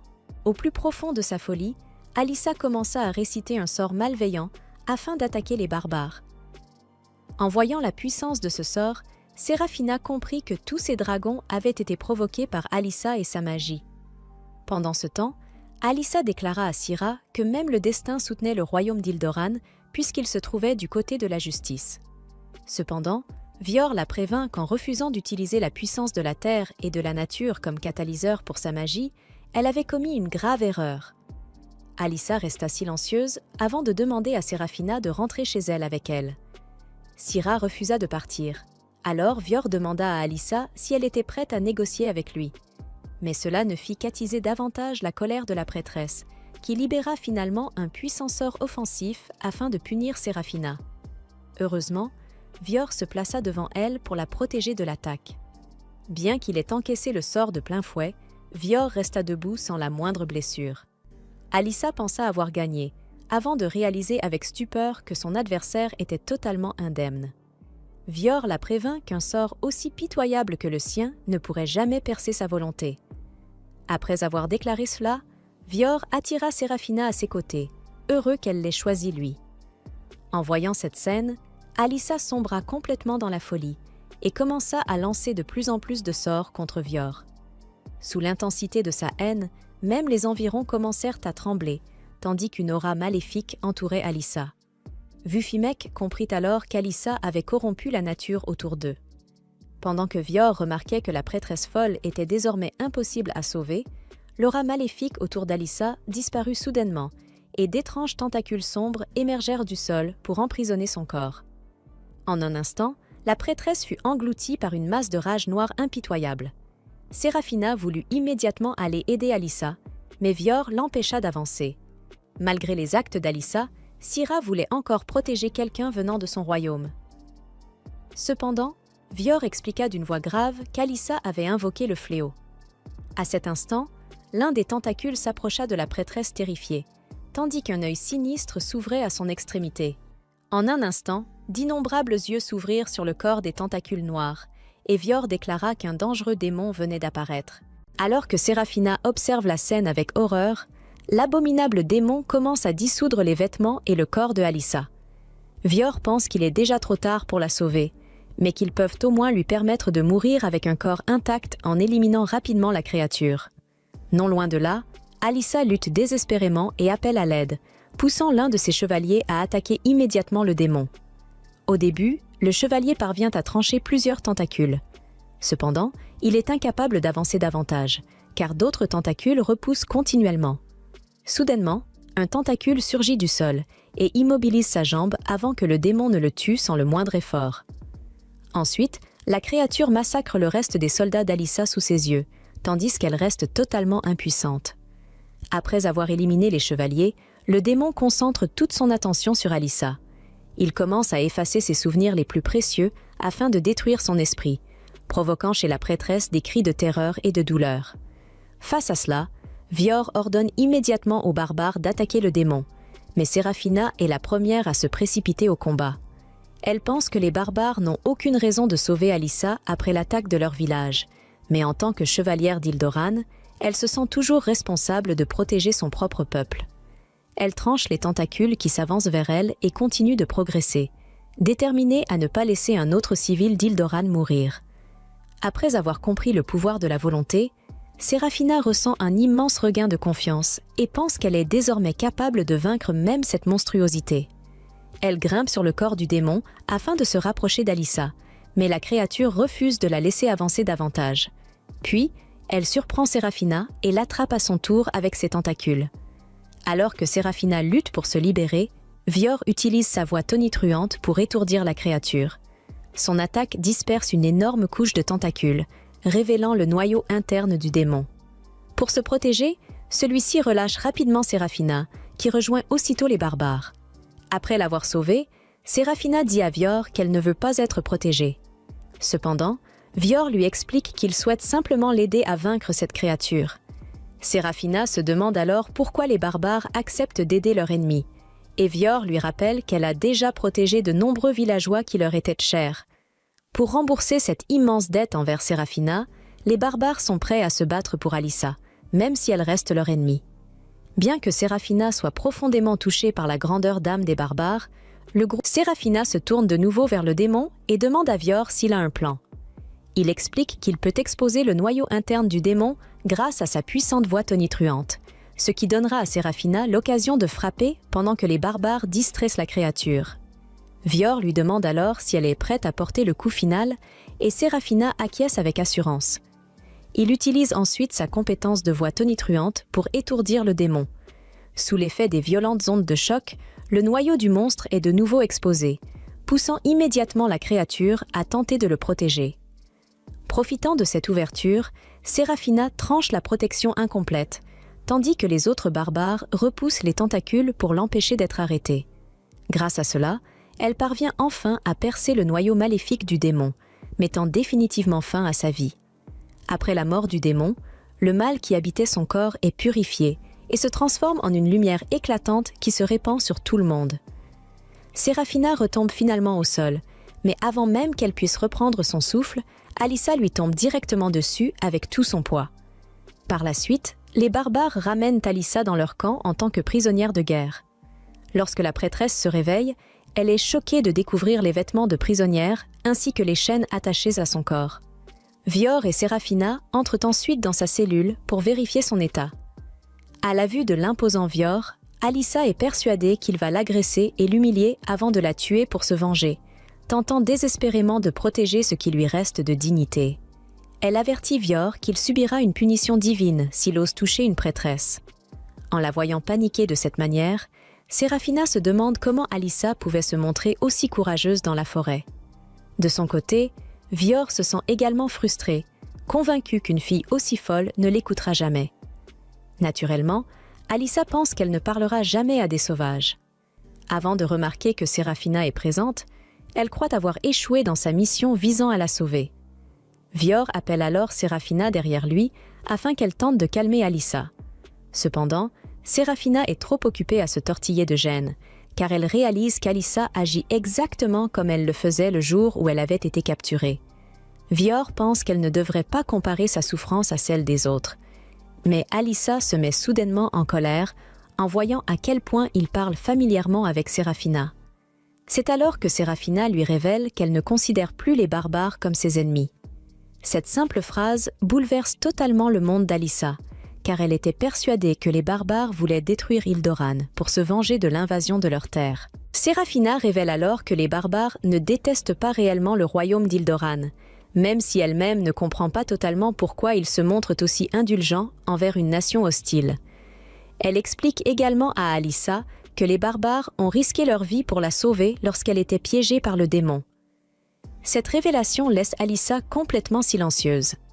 Séraphina lui rappelle alors qu'il est malvenu de répondre à la gentillesse par l'hostilité. En voyant à quel point Séraphina semble désormais intégrée à la culture barbare, Alyssa se met soudainement à pleurer, persuadée que les barbares l'ont souillée et manipulée mentalement. Pendant que tous les autres dans la pièce restent horrifiés par cette accusation absurde, Alyssa continue de pleurer sans s'arrêter. Vior se demande sérieusement ce qui ne va pas dans la tête de cette femme, et Séraphina explique alors que la prêtresse admire un peu trop les femmes chevaliers. Soudainement, Alyssa pointe la tenue de Séraphina du doigt, lui rappelant qu'elle est bien trop révélatrice et totalement inappropriée.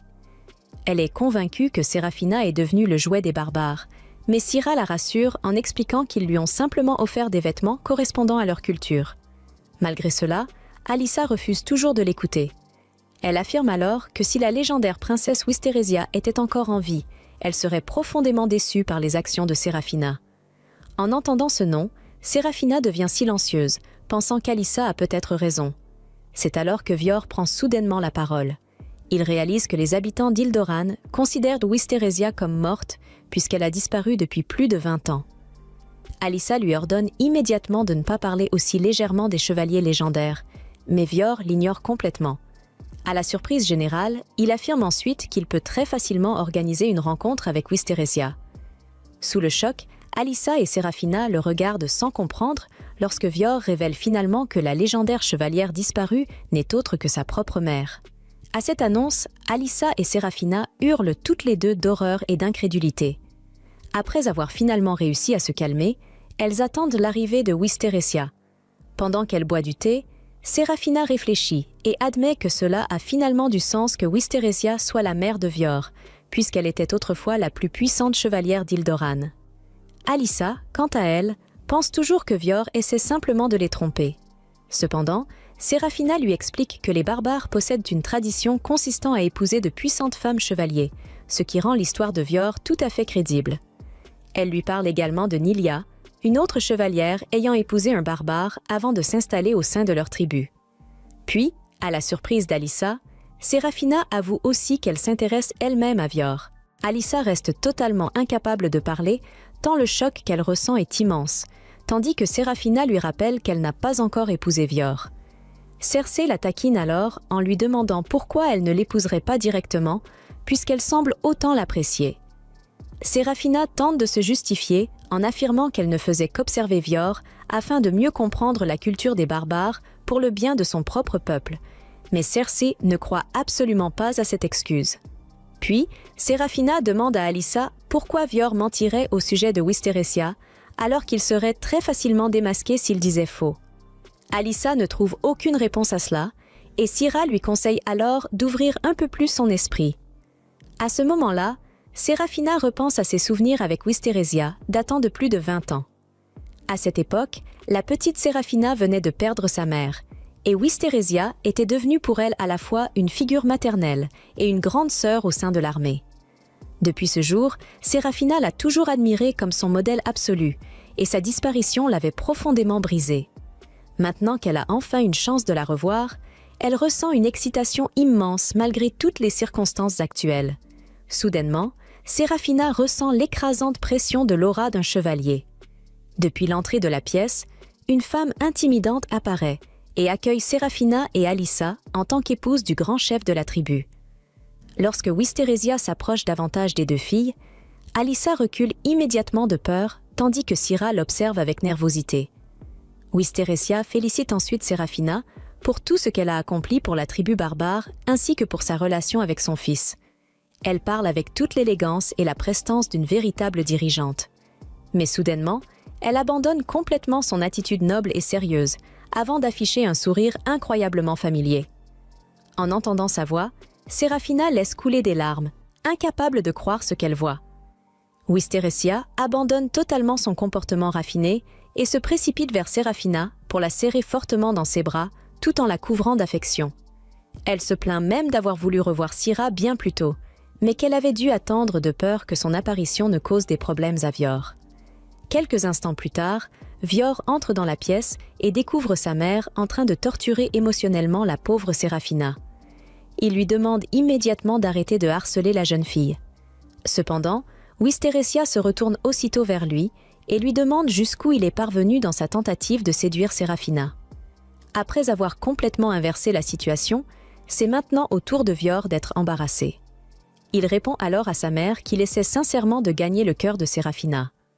En entendant cela, Wisterésia éclate de rire, persuadé qu'il ne réussira jamais à conquérir une fille en restant aussi sérieux et rigide.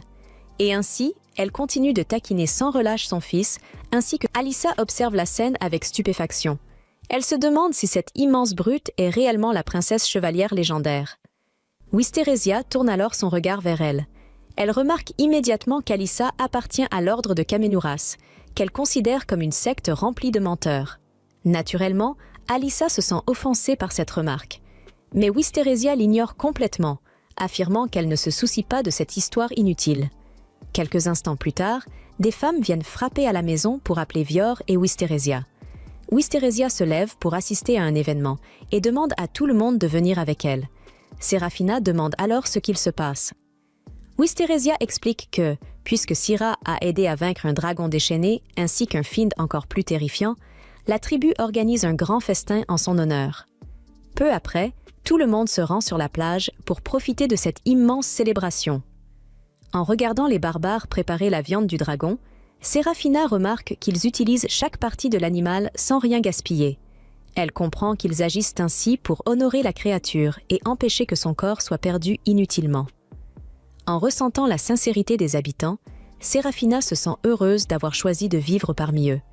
Elle reporte ensuite son attention sur le délicieux plat qu'elle tient entre ses mains. Vior s'approche pour manger avec elle et lui propose une autre spécialité encore plus savoureuse, accompagnée d'une sauce délicieuse. Après une seule bouchée, Serafina tombe immédiatement amoureuse de cette viande tendre et juteuse. Vior lui explique que la viande de dragon est incroyablement délicieuse lorsqu'elle est bien conservée, ce qui en fait une marchandise extrêmement précieuse. Surprise, Serafina continue alors de savourer ce mets rare avec enthousiasme. À ce moment-là, Wisteresia revient vers elle avec un alcool extrêmement puissant, capable de l'envoyer dans un autre monde. Même terrorisée par cette boisson, Serafina finit par l'accepter et la boit discrètement. Pendant ce temps, Alyssa observe tout cela avec horreur, complètement choquée par le comportement qu'elle juge immoral. Non loin de là, Cersei lui propose un morceau de viande. Alyssa agit comme si elle était trop noble pour accepter de la nourriture venant de barbares, mais son estomac commence immédiatement à protester contre son arrogance.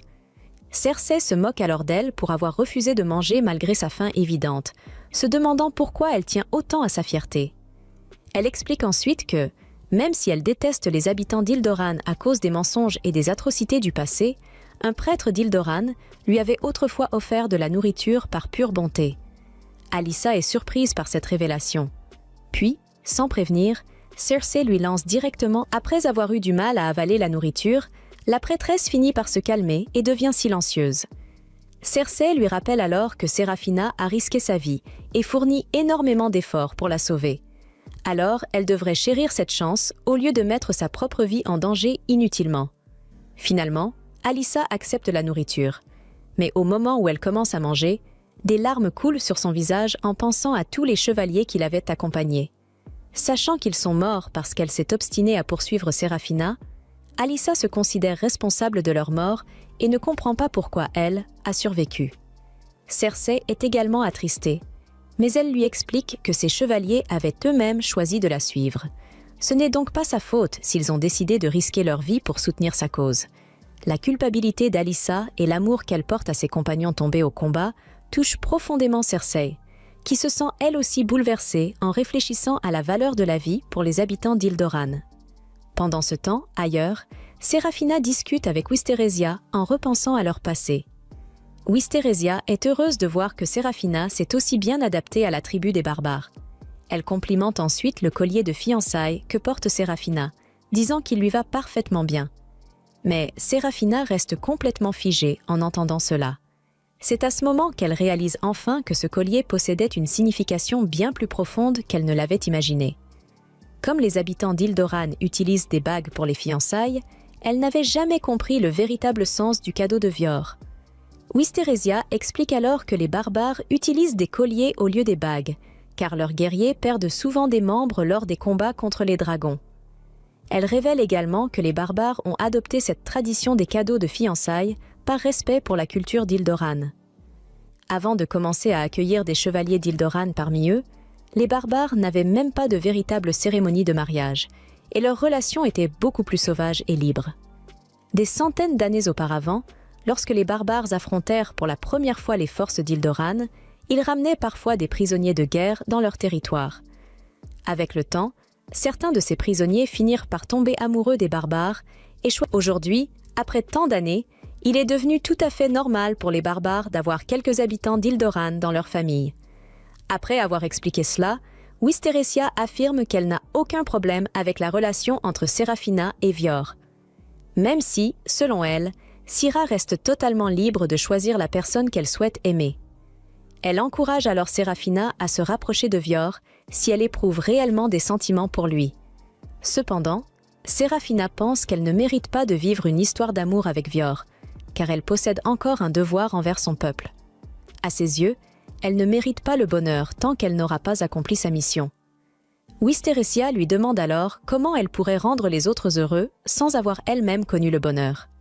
Elle conseille à Serafina de réfléchir sérieusement à ce qu'elle désire vraiment dans la vie. Après le départ de Wisteresia, Syra reste plongée dans de profondes pensées. Quelques minutes plus tard, Vior vient la rejoindre et lui explique que l'Alliance tribale va bientôt organiser une cérémonie de purification. Serafina lui demande ce que c'est exactement. Vior lui répond alors qu'elle est sur le point de découvrir l'un des plus grands secrets de leur terre. La nuit suivante, Serafina se retrouve dans un rêve, entourée d'un monde entièrement recouvert d'eau. Confuse, elle regarde autour d'elle et aperçoit plusieurs lumières scintillantes dans l'eau. Soudain, une immense créature aquatique apparaît devant elle. Séraphina se demande d'abord si c'est un poisson, mais elle réalise ensuite qu'elle ressemble au dragon qu'elle a aidé à vaincre l'autre jour. Puis le dragon lui dit qu'il est heureux de l'avoir choisi. Ces paroles la laissent complètement stupéfaite, mais avant qu'elle puisse poser la moindre question, le rêve prend fin. Après son réveil, Séraphina se sent désorientée par cet étrange rêve. Elle se demande si l'esprit du dragon qu'elle a vaincu n'aurait pas infecté son corps d'une manière ou d'une autre. Puis, une voix étouffée se fait entendre à proximité, et Séraphina réalise qu'elle écrasait Woufimek avec sa main. Pendant ce temps, dans le village barbare, Alyssa observe les préparatifs du grand rituel de purification avec Cersei. Comme c'est la première fois qu'Alyssa se rend sur les terres barbares, elle est choquée par la présence des fées et des elfes, exactement comme Séraphina l'avait été lors de sa première rencontre avec eux. Alyssa continue de paniquer à propos des fées et des elfes, alors Cersei lui dit simplement de croire qu'ils existent réellement, tout comme dans les contes racontés par l'église de son culte. La pauvre prêtresse reste alors figée de stupeur, tandis que Wisteresia, Vior et Séraphina s'approchent d'elle. Wisteresia rappelle à Alyssa que c'est elle qui a provoqué la corruption du démon, raison pour laquelle ils l'obligent à assister à la cérémonie de purification. Alyssa tente de protester, mais Karka lui explique qu'il est important d'affronter les conséquences de ses propres actes. Soudainement, Vior demande à Alyssa si elle se souvient de son véritable nom. Elle se demande pourquoi il lui pose une question aussi personnelle, puis commence à réfléchir à son passé. Alyssa se rappelle qu'un abbé lui a donné son nom de famille, mais lorsqu'elle essaie de se souvenir de son vrai prénom, elle réalise qu'elle en est incapable. Elle fouille dans ses souvenirs, mais ne parvient à se rappeler de rien datant d'avant 6 ou 7 ans. Séraphina est choquée par cette révélation, mais Vior, lui, s'y attendait déjà. Il explique qu'Alyssa a perdu ses souvenirs à cause du démon, mais heureusement, elle a réussi à s'échapper avant de perdre complètement sa personnalité. Cersei pense qu'Alyssa se porte mieux sans aucun souvenir de la secte, ce qui met cette dernière encore plus en colère. Face à la rage d'Alyssa, elle continue de la provoquer davantage. Cela pousse Alyssa à perdre patience, et les deux filles commencent à se battre violemment. Vior se demande s'il devrait intervenir pour arrêter le combat, mais Séraphina lui assure qu'il n'y aura aucun danger. Pendant ce temps, Wisteresia les encourage, impatiente d'assister à une véritable bagarre. Au début, Cersei plaque Alyssa au sol, persuadée qu'elle a déjà gagné. Mais d'une manière inattendue, Alyssa parvient à la renverser complètement. Elle se vante fièrement d'avoir toujours été apte à partir en expédition, affirmant qu'un peu de combat au corps à corps ne lui pose aucun problème. Puis Alyssa commence à tirer sur les jolies joues de Cersei et lui rappelle qu'elle avait reçu autrefois la charité de l'Église. Cela signifie que Cersei vient à l'origine d'Ildoran, mais elle fait taire Alyssa avant qu'elle ne puisse révéler le reste. Finalement, après l'avoir étranglée jusqu'à ce qu'elle perde connaissance, Cersei remporte la victoire. Séraphina pousse un soupir, se préparant à transporter le corps inconscient d'Alyssa. Avec la prêtresse hors d'état de nuire, Wisteresia pense que c'est une excellente occasion pour les trois filles d'aller se baigner dans la rivière. Karka trouve aussi que l'idée semble bonne, mais Séraphina hésite à laisser les autres s'occuper des préparatifs de purification. Malgré cela, Wisteresia la rassure en disant qu'elles peuvent parfaitement gérer la situation, et Séraphina finit par accepter. Elle emmène Alyssa dans une maison sûre afin qu'elle puisse se reposer pendant qu'elles attendent son réveil. Cersei confirme alors qu'elle est effectivement originaire d'Ildoran. Elle explique qu'elle faisait autrefois partie du corps de culture orientale d'Ildoran, il y a plusieurs années. Séraphina avait déjà remarqué plusieurs indices, notamment la manière dont Cersei méprisait la culture de la noblesse d'Ildoran et sa façon d'utiliser le mot chevalier au lieu de guerrier. Cependant, elle sait aussi qu'apprendre à équiper et retirer une armure ne fait normalement pas partie des tâches du corps de culture. Au lieu d'expliquer pourquoi elle possède ces connaissances, Cersei dit simplement à Séraphina qu'elle préfère laisser son ancienne identité dans le passé. Désormais, elle se considère comme un membre de la tribu Cornum, et comme la servante de Vior, alors elle demande à Séraphina de la traiter ainsi. Séraphina hésite un instant, puis elle hoche la tête, respectant son souhait. Elle demande ensuite à Cersei si elle veut complètement oublier sa patrie, mais Cersei lui répond qu'elle est littéralement incapable de s'en souvenir, même si elle essayait. Après cela, les trois filles se dirigent vers la rivière une fois qu'Alyssa se réveille. Pendant le trajet, Alyssa continue de se plaindre du fait que Cersei l'ait assommée.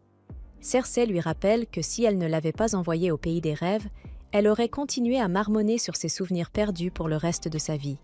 Cela la met encore plus en colère. Alors Séraphina demande à Alyssa de se calmer. Alyssa se plaint, se demandant pourquoi elle est forcée de rester avec Cersei, même après avoir été humiliée publiquement. Finalement, Cersei lui balance une vérité froide et brutale. Son corps sent pire qu'une grange. Alyssa est complètement mortifiée par cette accusation, mais Cersei souligne qu'elle sent le sang, la sueur et tout un autre groupe suspect de fluides corporels. Elle se demande même quand Alyssa a vu un bain pour la dernière fois.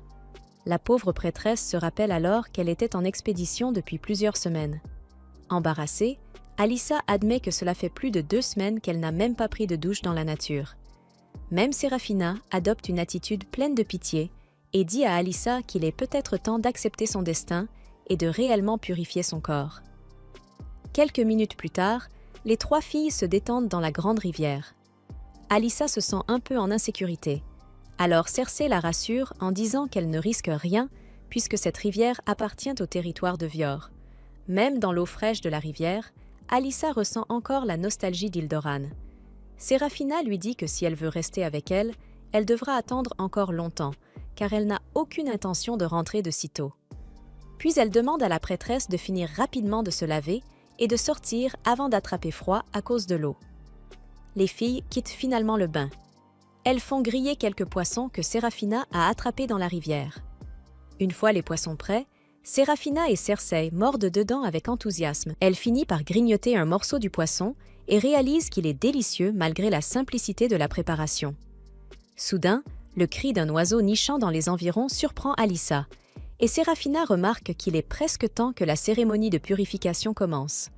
Plus tard, tout le monde se dirige ensemble vers la zone de purification. En chemin, certains anciens discutent des exploits de Séraphina, heureux qu'elle ait détruit le démon alors qu'il était encore dans son cocon. Séraphina est surprise d'être devenue le sujet de conversation du village. Alors, Vuffumek lui annonce fièrement que c'est elle qui a répandu l'histoire. Non loin de là, Vior se rappelle que l'exploit héroïque de Séraphina s'est terminé assez tragiquement après qu'Alyssa lui soit tombée directement sur la tête. Séraphina rougit immédiatement et prétend qu'il était parfaitement normal de baisser sa garde après avoir vaincu une créature aussi hideuse que ce démon. Vior éclate de rire, trouvant son excuse raisonnable. Pendant ce temps, Vuffumek explique à Séraphina qu'elle a passé son temps à raconter toute l'histoire pendant qu'elle était inconsciente. Séraphina la remercie pour tout son travail, mais Vuffumek lui répond qu'elle est incapable de ressentir la fatigue liée au travail.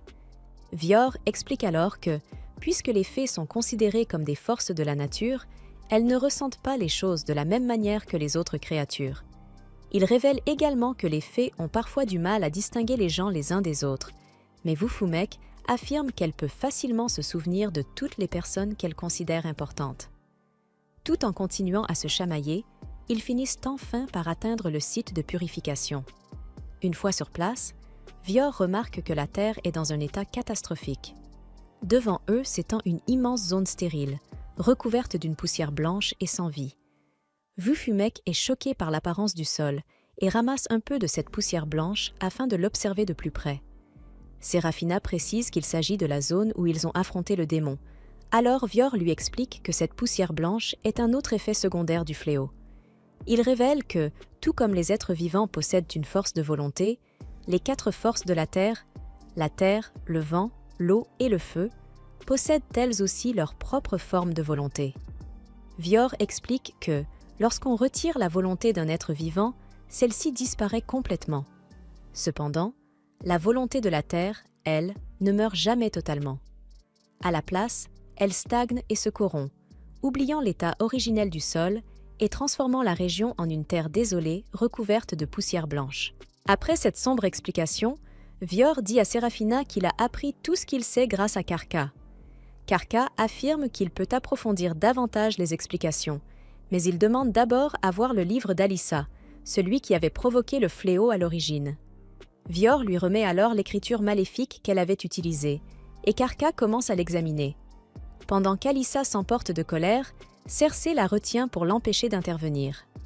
Karka remarque que le livre est rempli de magie destinée à transformer la matière en chaleur et en lumière à des fins offensives. Selon lui, cette magie est totalement inutile, mais Seraphina lui fait remarquer qu'Alyssa infligeait pourtant de sérieux dégâts avec ses sorts. Karka explique que, même si les sorts d'Alyssa produisent une puissance destructrice impressionnante, la race des elfes n'a jamais utilisé la magie dans un but violent. Il remarque ensuite qu'il est déjà midi passé et qu'il est donc temps de commencer la cérémonie de purification des terres.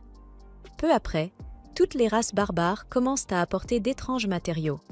Seraphina observe cela avec admiration, alors Karka lui explique qu'ils apportent des matériaux représentant les 4 éléments afin de servir de catalyseur pour la purification. Une fois tous les matériaux rassemblés, les barbares offriront une prière dans l'espoir d'aider la Terre à se souvenir de son état originel. Bientôt, tous les matériaux sont placés à leur position, formant une étrange structure. Karka fait signe à Vior de commencer et celui-ci met son casque. Il se place ensuite devant le cœur de la formation. Karka saisit son bâton et se concentre avant de commencer la récitation du rituel de purification. Même si Seraphina est incapable de comprendre ses paroles, elle observe tous les catalyseurs répondre à l'appel de Karka et grandir progressivement. Karka continue de chanter, augmentant la puissance des catalyseurs, tandis que Vior lève son épée et se prépare à frapper. Finalement, lorsque les catalyseurs atteignent le sommet de leur puissance, Vior pousse un rugissement et abat son épée sur le cœur de la formation. Le coup déclenche une immense onde de choc à travers toute la zone, et Vior lutte pour maintenir sa lame enfoncée dans le sol. Seraphina regarde avec stupeur la terre sous l'épée redevenir fertile. Peu après, toute la désolation blanche est purifiée de son horrible destin.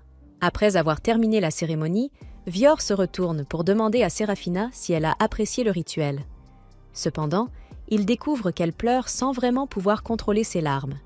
Par la suite, tous les barbares passent leur journée à replanter de jeunes pousses sur la terre fraîchement purifiée. Seraphina est surprise de voir qu'après un rituel aussi grandiose, ils travaillent tous ensemble comme s'il s'agissait simplement d'une sortie ordinaire. Vior lui demande alors à quoi elle pense, et elle explique qu'elle est étonnée par la simplicité de leur travail. Il lui répond que les forêts sont sauvées grâce à rien d'autre que ce genre de tâches simples. Cependant, Vior souligne aussi que si ce travail simple n'est pas accompli avec le plus grand soin, cela risque de provoquer d'immenses problèmes pour les générations futures. Selon lui, une personne ne devrait pas se concentrer uniquement sur le présent, car cela peut facilement lui faire perdre de vue ce que l'avenir lui réserve. Il explique qu'un démon est le reflet de la cupidité d'une personne centrée sur elle-même. Karka intervient alors et révèle qu'Alyssa a déclenché un démon après avoir vidé la volonté de la Terre pour alimenter ses sorts. En réponse, la Terre a utilisé ce démon pour drainer ses souvenirs et sa personnalité. Seraphina est choquée d'apprendre que le démon était aussi cruel, mais Karka lui dit qu'Alyssa a eu de la chance de ne souffrir que d'une perte partielle de mémoire à long terme. Il précise qu'en général, les victimes d'un démon ne survivent même pas à l'attaque et finissent par perdre entièrement leur personnalité ainsi que leur identité. Heureusement, Alyssa a été sauvée après n'avoir perdu qu'une partie de ses souvenirs, ce qui signifie qu'elle peut désormais être considérée comme une personne purifiée. Elle lui dit qu'il vaut mieux abandonner ce nom et avancer vers l'avenir, ce qui plonge Alyssa dans une profonde réflexion. Plus tard, Seraphina s'assoit près de la nouvelle forêt aux côtés de Vior. En pensant à quel point le fléau est terrible, elle explique à Vior qu'après avoir vu les valeurs des barbares et leur lien avec la nature, elle comprend enfin quel genre de personnes ils sont réellement. Vior hoche silencieusement la tête en écoutant sérieusement l'évolution de son point de vue. Quelques jours plus tard, Seraphina et Wisterésia s'entraînent ensemble afin de se remémorer le bon vieux temps. Wisterésia fait l'éloge des capacités de Seraphina, tandis que cette dernière continue de la respecter comme son ancienne chevalière supérieure. Alors que les deux femmes échangent des coups, le combat semble parfaitement équilibré. En les regardant s'affronter, Alyssa trouve incroyable que Seraphina puisse tenir tête à la légendaire chevalière Wisterésia.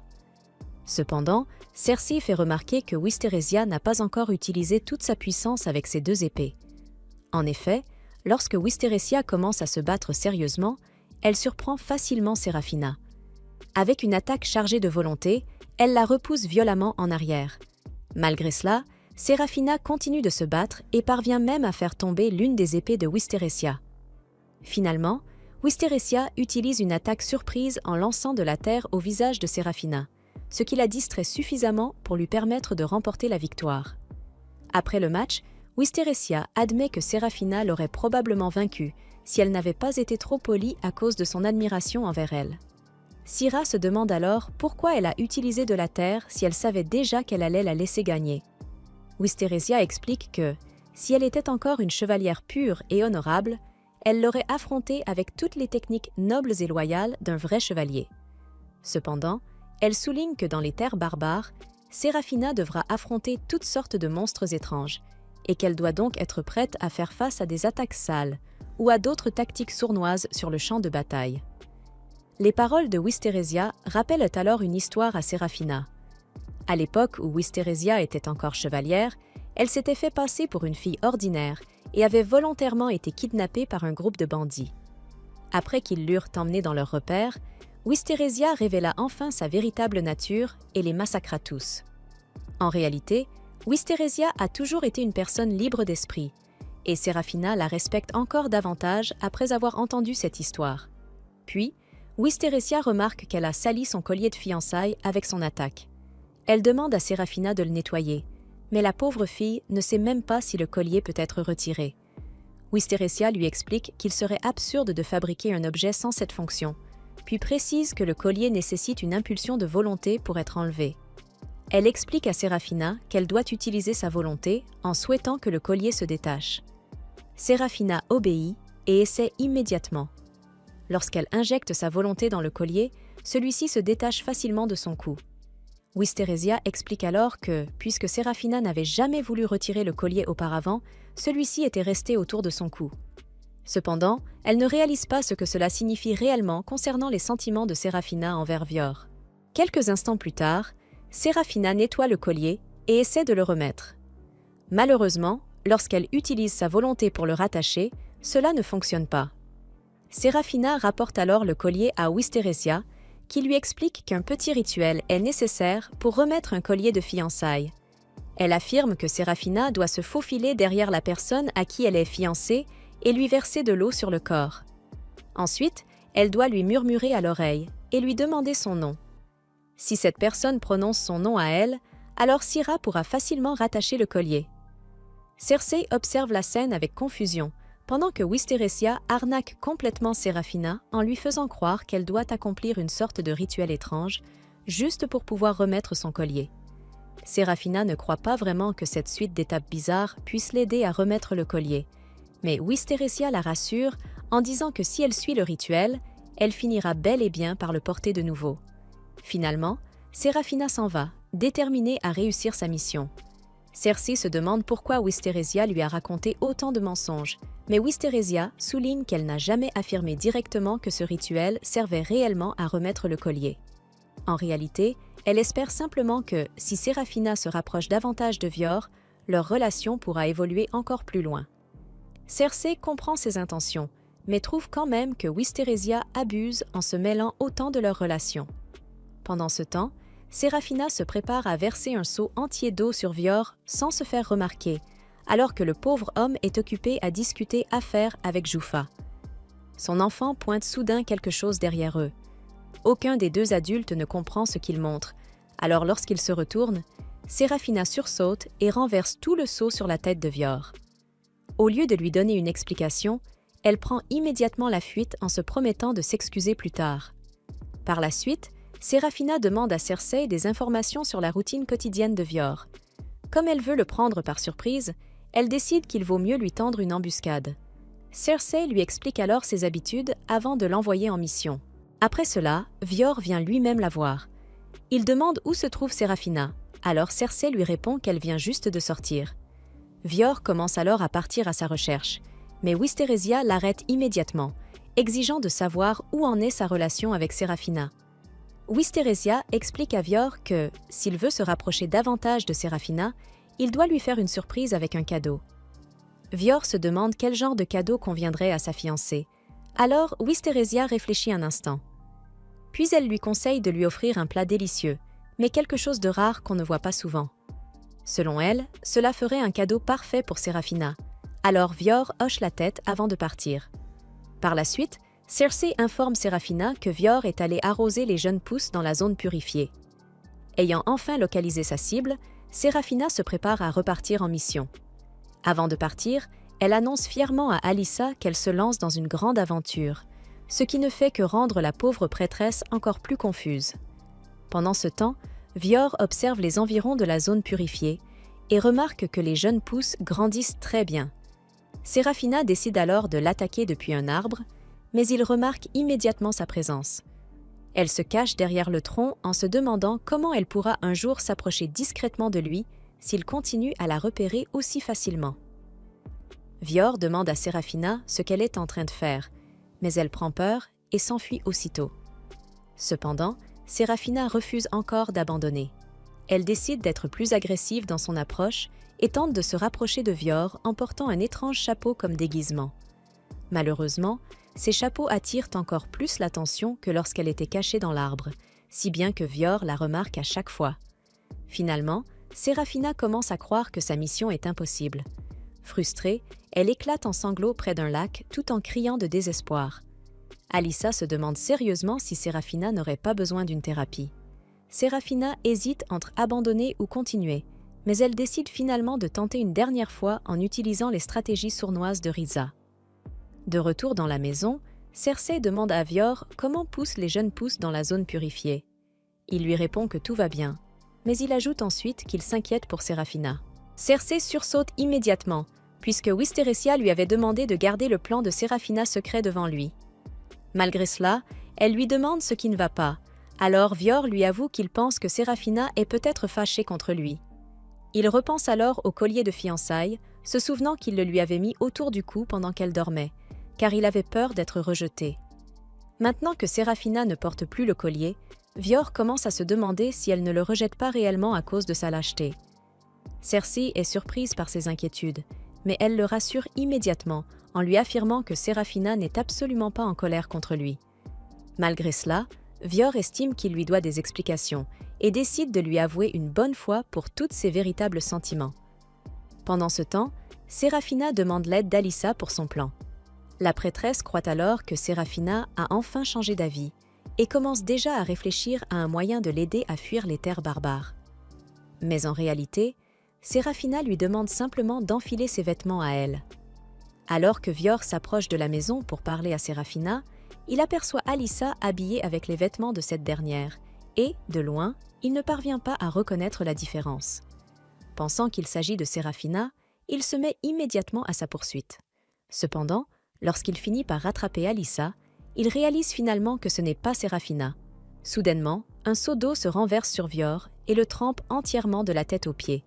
Serafina surgit alors derrière lui et se dépêche de couvrir ses yeux, mais elle se laisse distraire un instant par son visage rasé de près. Malgré cela, elle réussit quand même à cacher ses yeux et lui pose la question absurde que Wisteresia lui avait apprise. Vior sait déjà parfaitement qui se trouve derrière lui, mais il prononce tout de même le nom de Serafina afin de lui faire plaisir.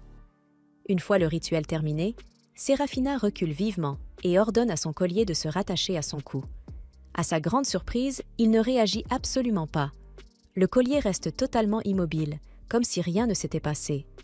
En la voyant lutter désespérément pour remettre le collier, Vior lui demande ce qui ne va pas.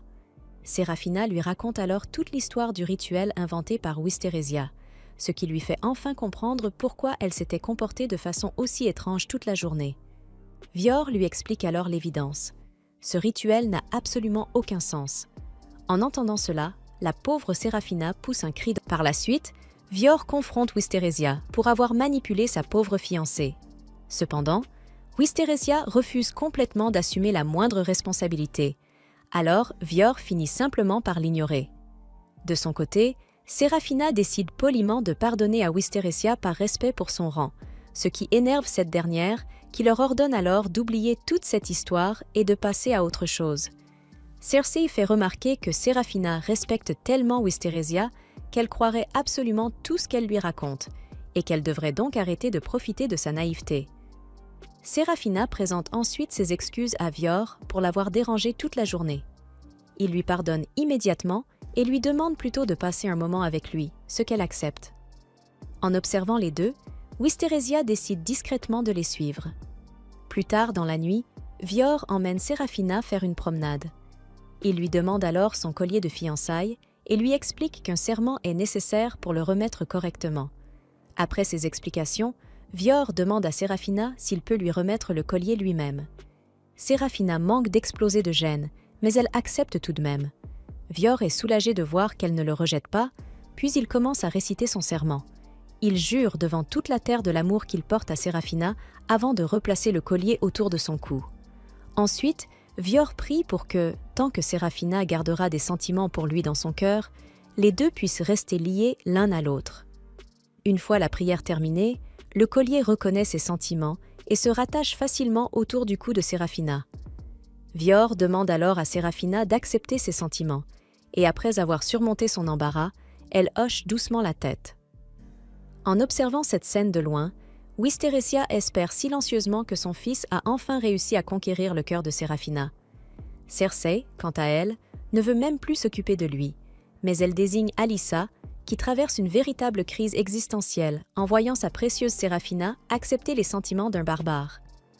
Même Wisterécia finit par avoir de la peine pour elle et se demande si elle devrait la réconforter. Pour éviter que sa chef ne se salisse les mains, Cersei décide finalement de consoler Alyssa elle-même, tandis que les pleurs de Malchus résonnent dans la nuit. Wisterécia remarque alors avec satisfaction que la mission de Vior a finalement été un succès.